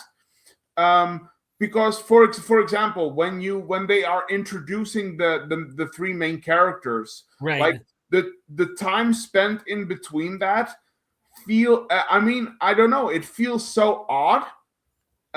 So I guess my issue is for like the first half of the film, they could have trimmed a lot of the fat, I feel like, and I feel like it would have made it a much slicker and better paced movie. What's your take on that? Well, I have never felt in any of the viewings I've had of the film, I've never felt like any minute was wasted. Like, I mean, like my first viewing, especially, like I thought I was like only 20 minutes into it. Here I was 40 minutes into it. Okay. So the time went by very well for me. Like one of like Melville's favorite themes I know, is like masculine friendship. And like maybe he did linger on that aspect a bit too much, but like in places like maybe he did. I don't know myself. I mean, like I've never felt it, but for me, the movie just it went along at this very steady pace. I mean, like I mean, I don't, I've never had that experience where it just felt like everything gelled so well. Okay, that's fair enough. Okay, Yeah. no, I'm glad you feel that way. And yeah, I don't know. Maybe if I rewatch it in like a year or whatever, I feel differently. Yeah. But yeah, I don't know what it was. It's something that stuck out really. And my second negative that I have is even though they spent like an incredible amount of time setting up like the mission, the heist, right? Right. Which I think they do a very good job at, while hitting home the fact that this heist is, of course, the big climax of the film. But I feel like the actual big explosive moment of the film, Yeah. even though I mean the heist takes about like 20 minutes or whatever, Right. and yet it almost feels like an afterthought to me, because I mean the whole heist that the movie is setting up, when it's finally happening, it feels very rushed to me. And maybe it's because they spend so much time setting it up that like my expectations were just too high. But I kind of felt like it didn't deliver what it promised, because it's I don't want to say anticlimactic, but it definitely felt a bit shortchanged in my opinion. And to use a phrase that a lot of people are using these days, it it kind of gave me blue balls, and it's it's yeah, I don't know, and you know, and to me that's always that's a kind of a red flag to me, and Yeah. and I don't know what happened. I mean, maybe this was like, maybe these were last minute decisions from Melville, or maybe it was in the script all along, because he also wrote this one. Right. But again, I mean, I feel like the whole heist and mission thing kind of felt like a sort of a like a dick tease to me, and to me that is never, and to me that is just, that's never a good thing. So I don't know. I guess I was kind of disappointed with the whole heist thing when they finally like enacted, I guess. How do you see that whole thing?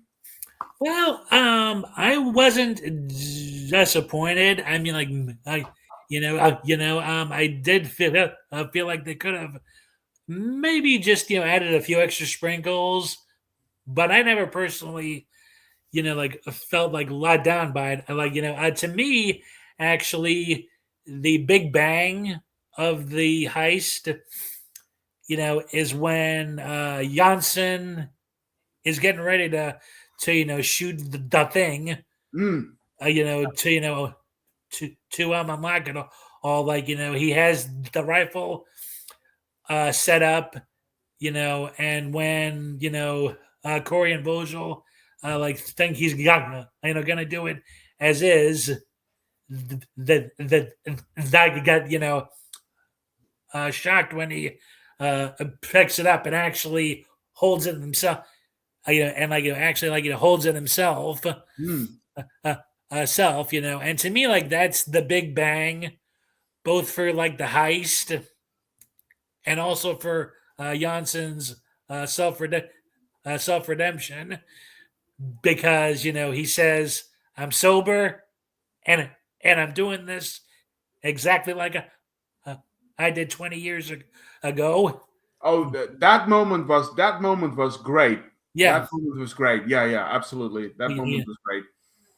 So like, for like me, like, that's kind of like the big bang, like like, the crucial moment to where it could go wrong and it doesn't.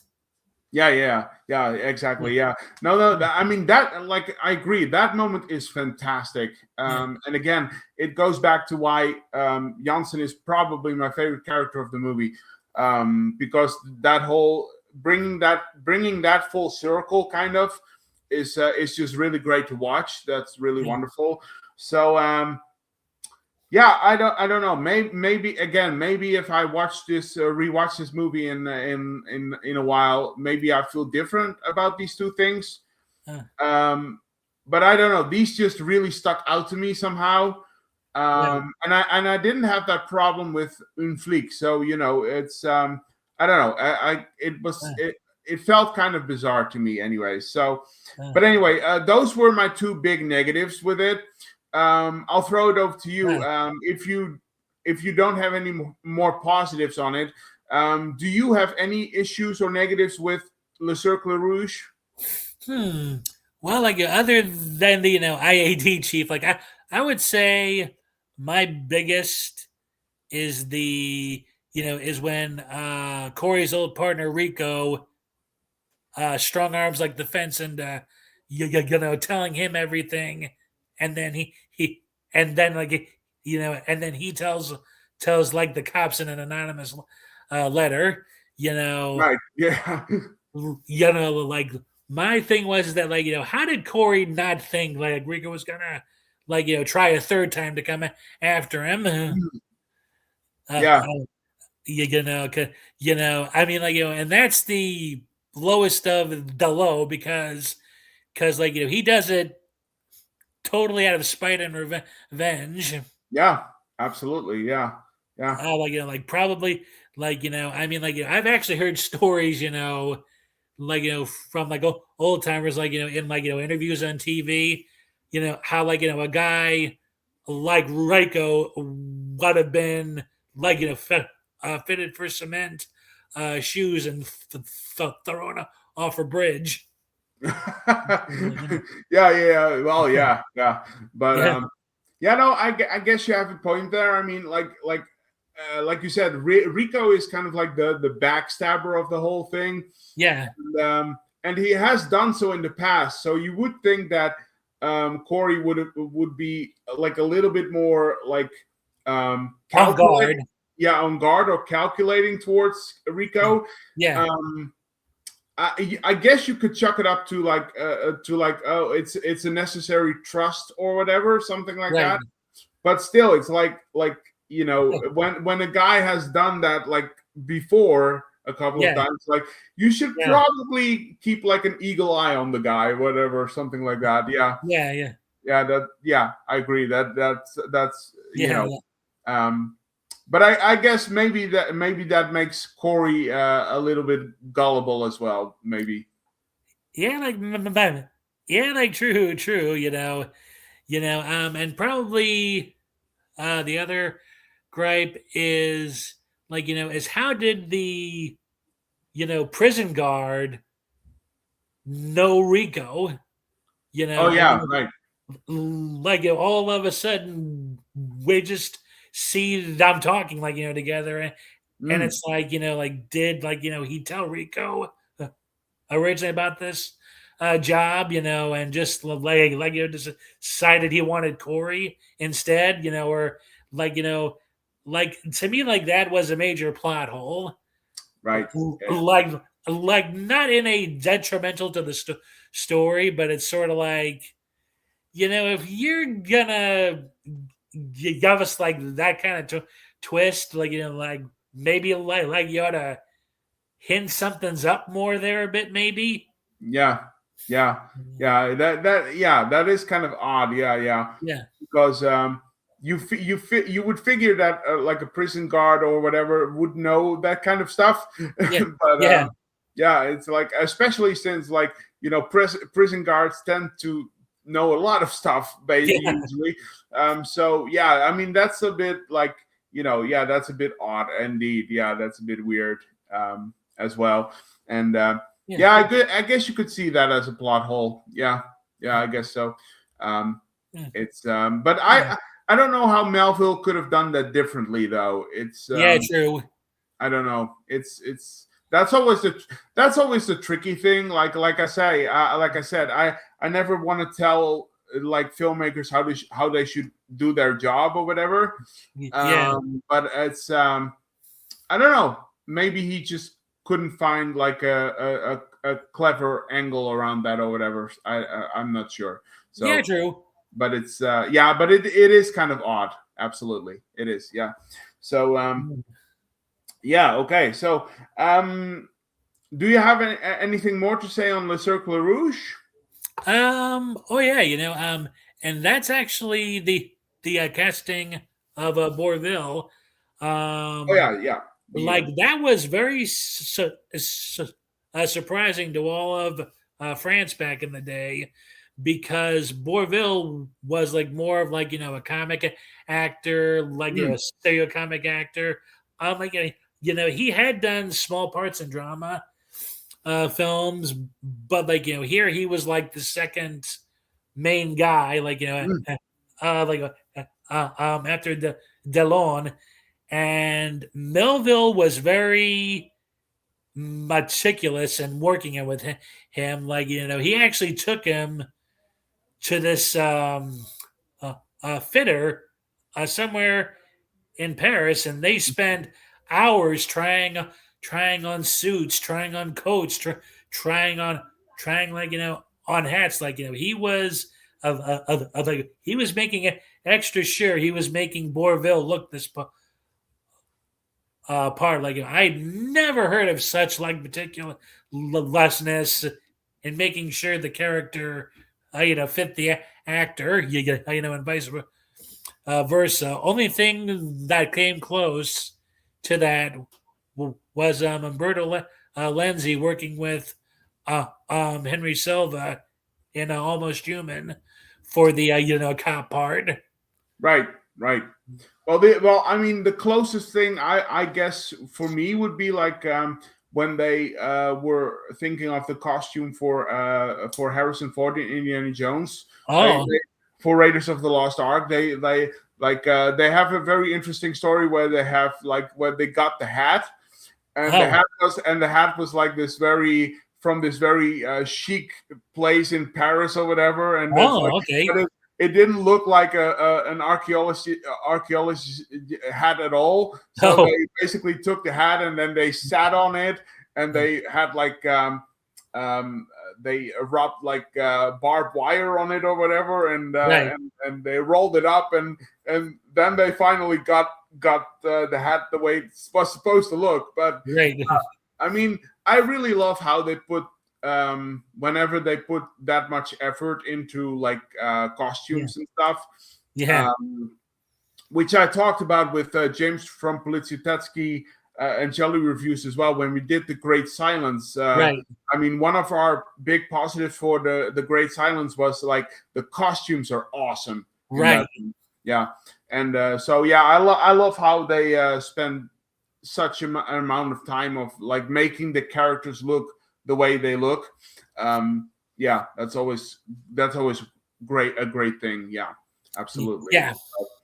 So I think I'm pretty much done with this one. So I will let you finish if you want to. Do you have anything more to add on Le Cercle Rouge? I think I'm good actually. Okay, fair enough. So so I think we can go into ratings again. I'm gonna think a bit on my rating, so I will let you go first. Alrighty, well, this is probably my favorite of Melville's work. Really? And not just because it was the like pinnacle of everything he'd done up until that point, kind of like being like like all molded into together. Like it's just like it's just got great characters. It's it's got a great story. I loved his Yuska. His use of friendship between men in this, because there's truly no women in the film, like except for Corey's like ex club dancers and the and the one hostess, if you will. So like normally I find films with just men normally boring, but this one just works so dang well. You'll care about almost everybody. In this one, Corey, Vogel, Jansen, like Maddie, even and even Santi, I know you care about him on some level. He just it was just this very almost like unintentional homogenous mixture. Because normally when you try to put everything you love together, gather, into one thing.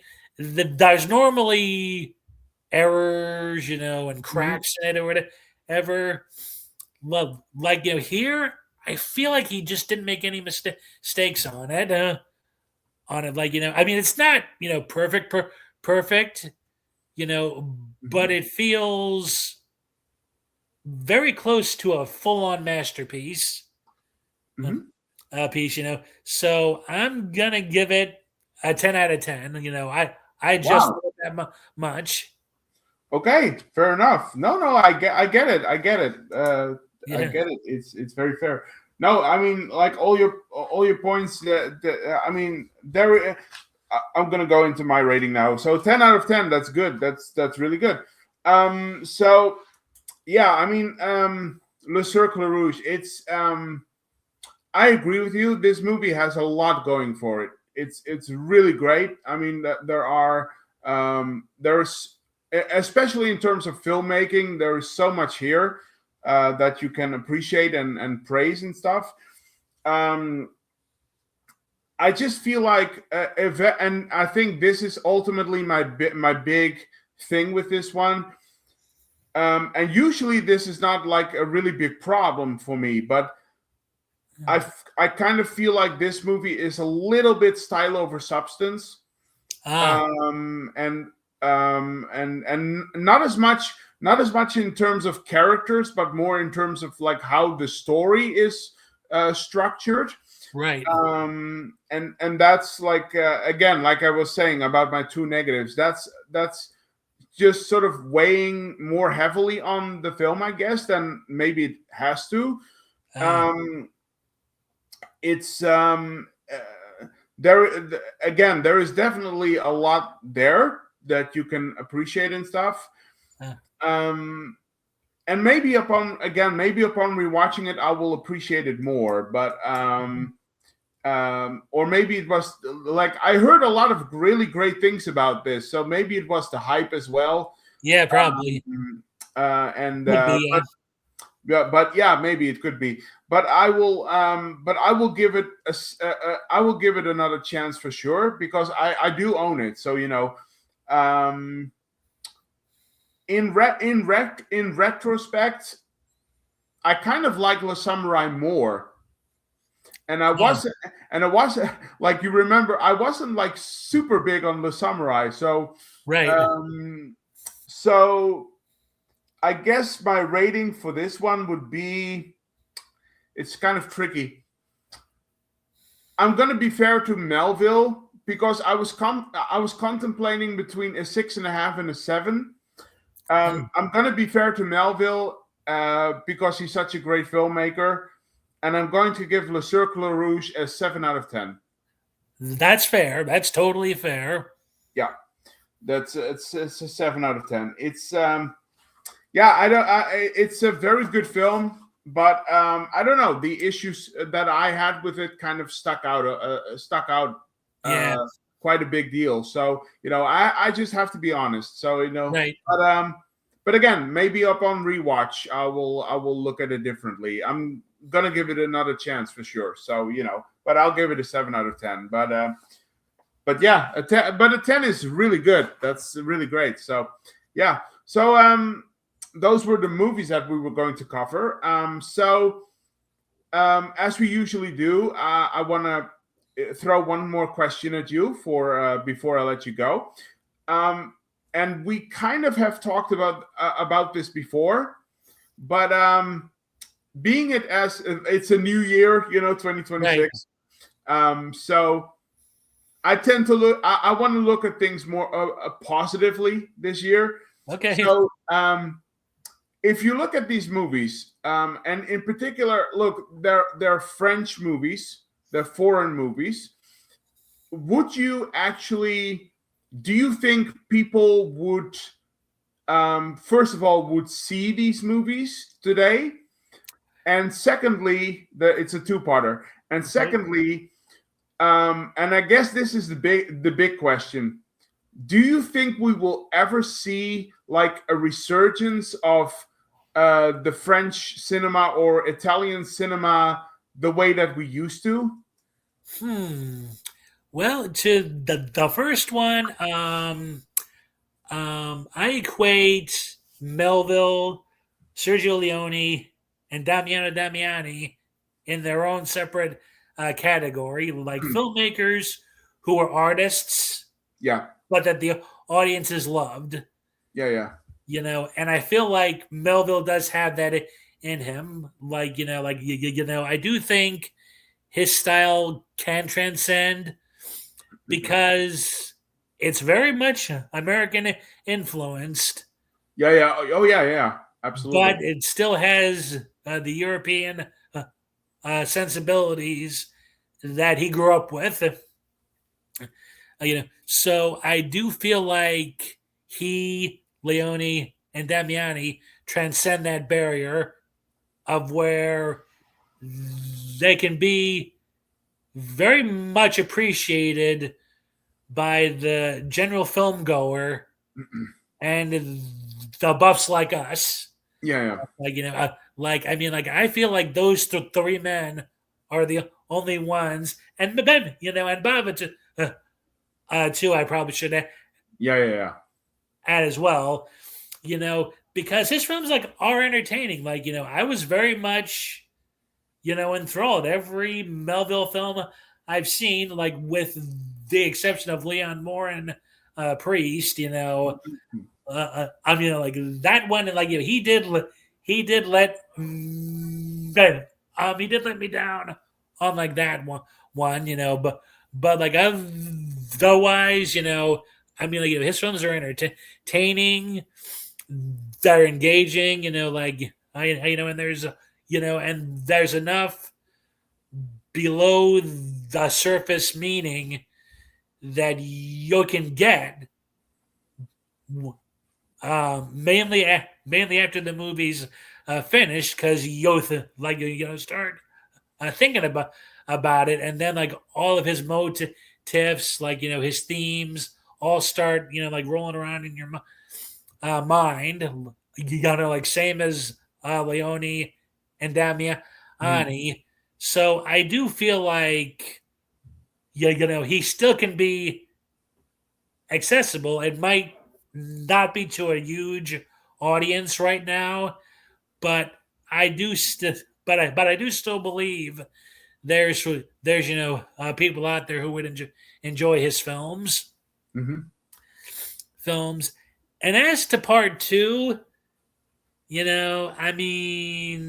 it's still up in the air, but I'm still hopeful because I'd like very much to be a part of that resurgence of world cinema. I'd like to be a producer,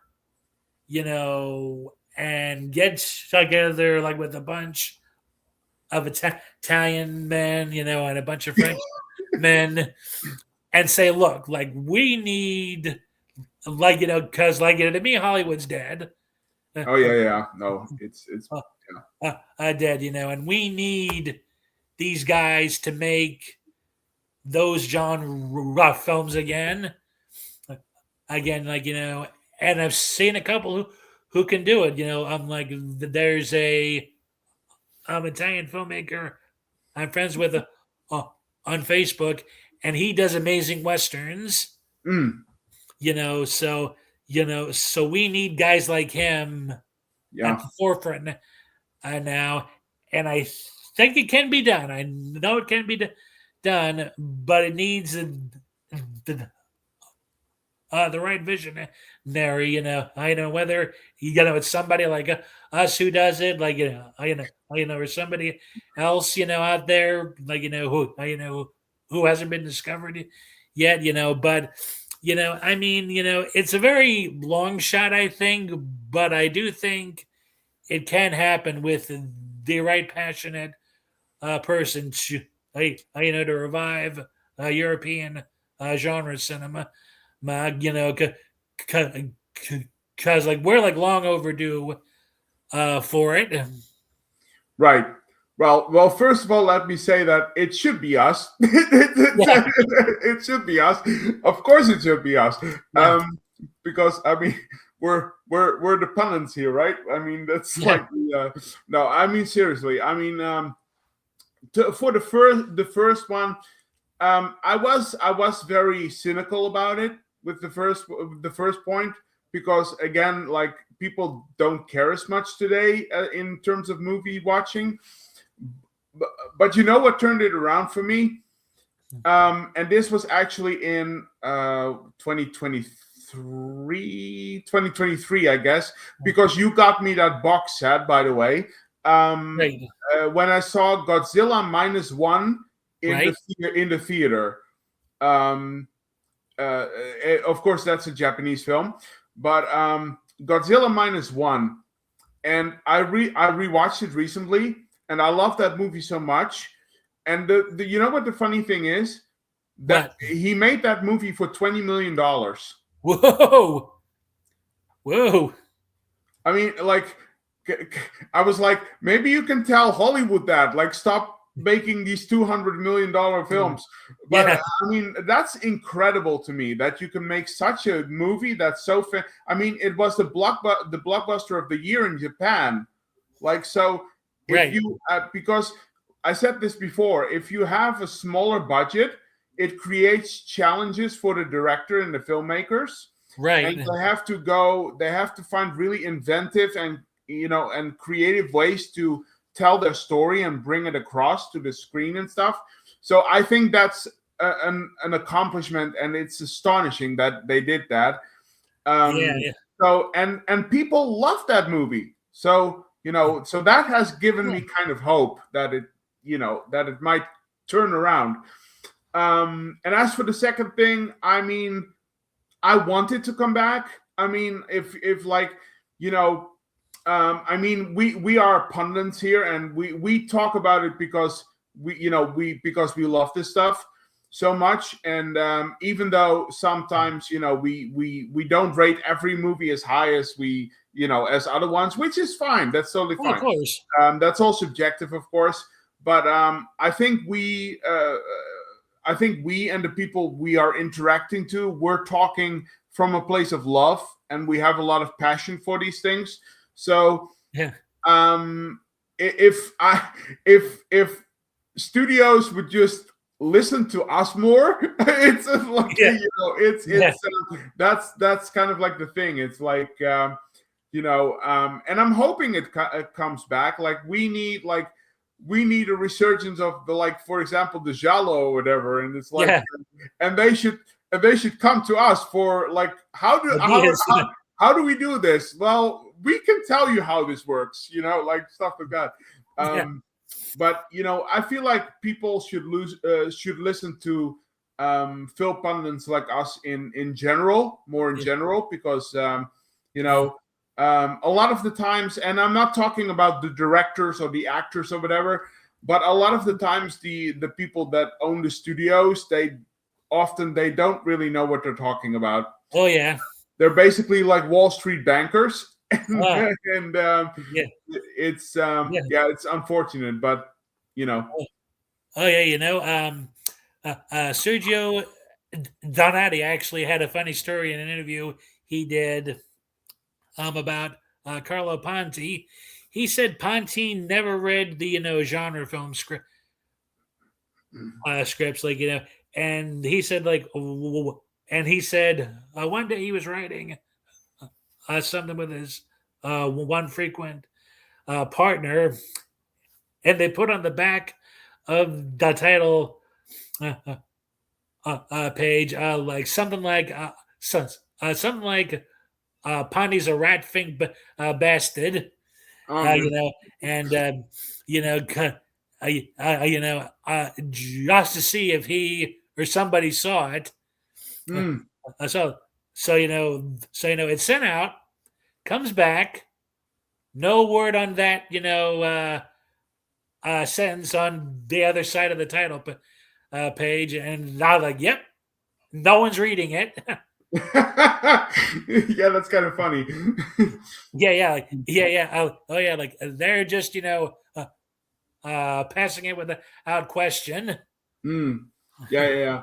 It's kind of that's really weird, and it's and again, I'm a lot of those people like for example, if you look at like the Italian industry that we love, I mean, like I recently I just gave it a gaze at my like film collection that I have right now, and in terms of just the Italian European stuff, I mean, there are so many different movies there. Yeah. In different categories, and like there are so many original and creative things there. Whether it's the giallo or the cannibal film or the spaghetti western, or films like this from Jean-Pierre Melville, whatever you want to call it. There are so many unique and original things there.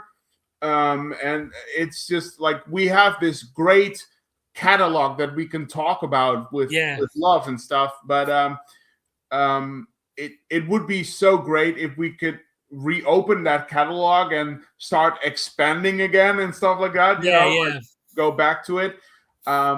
Maybe one day it will happen. Who knows? Maybe one day they will call us. It's like and ask us like, how should we do this? So we can hope, and we can hope, but it's tricky. I think it's tricky though, because both the French, Italian, I mean, they have been extinct for so long now. Yeah, it's kind of rough, I guess, to try and restart it. I think, like you, I believe it can be done if the right people are there. But I guess we'll have to wait and see. But I'm hopeful. Maybe one day. Oh yeah. It's funny. Only producer I knew of in Italy who really listened to his director and writing partners was this guy. His name was Edmundo Amati or something. His surname is totally escaping me, but he was the producer of the Loving Dead at Manchester Morgue, and such. Such. He was very open to ideas from the writers and directors, because he wanted to produce Jorge Grau's earlier film about Elizabeth Bathory. Oh yeah. But he said, well, my film isn't exactly like what you want to do. And he said, fine, no issue. And he calls him, I think a few months after that film wraps, and is set to be released. And he said, and he takes the script he got, and he said, here's Night of the Loving Dead, but in full glorious color. And it ended up being and that ends up being the Loving Dead at Manchester Morgue. So they end up getting what they each want out of this. Yeah. So, so he was a good example of a good negotiator and stuff. Mm-hmm. Yeah. And that's the way it should. That's the way I feel like it should work. So and that's that's probably the way that it would work with us. So again, they need to call us. it's So no, I mean, we can be hopeful. Maybe one day. But in the meantime, we have this great catalog we can talk about and share our passion with. So so with that down, I mean, that was the last question I want to ask you. So I guess it's time we wrap this up, because we've been talking for almost 2.5 hours, which is great. So nice. It was very nice. This was a lot of fun. I was really excited for this one. So and I'm gonna, it triggered my excitement. I'm gonna dive back into Melville's catalog and watch some more stuff. So because I think he's a director that deserves recognition, Yeah. And I think more people should look at his work because he is a great filmmaker and he made some really phenomenal films. So you know, yeah. So yeah, I think it's time we wrap this up. So I'll close it off in the usual way. Thank you everybody for watching and listening. We'll be back with more videos and other stuff as soon as possible. I promise you. Stephen, thank you again for being here and doing this with me. This was a blast. And thank you for having me. Like, I had a super good time here. Good, thank you. Okay, that's great. So yeah, this was great, and we'll keep in touch for sure about doing new ones in the future. To everyone who's listening and watching, stay safe and healthy as always. Have a good weekend. Have a good week after that, and whatever. And I will see and talk to you guys very, very soon. And Stephen will be in touch. Okay, bud. So to everyone, see ya and catch you later. Bye, bud. See ya. Bye.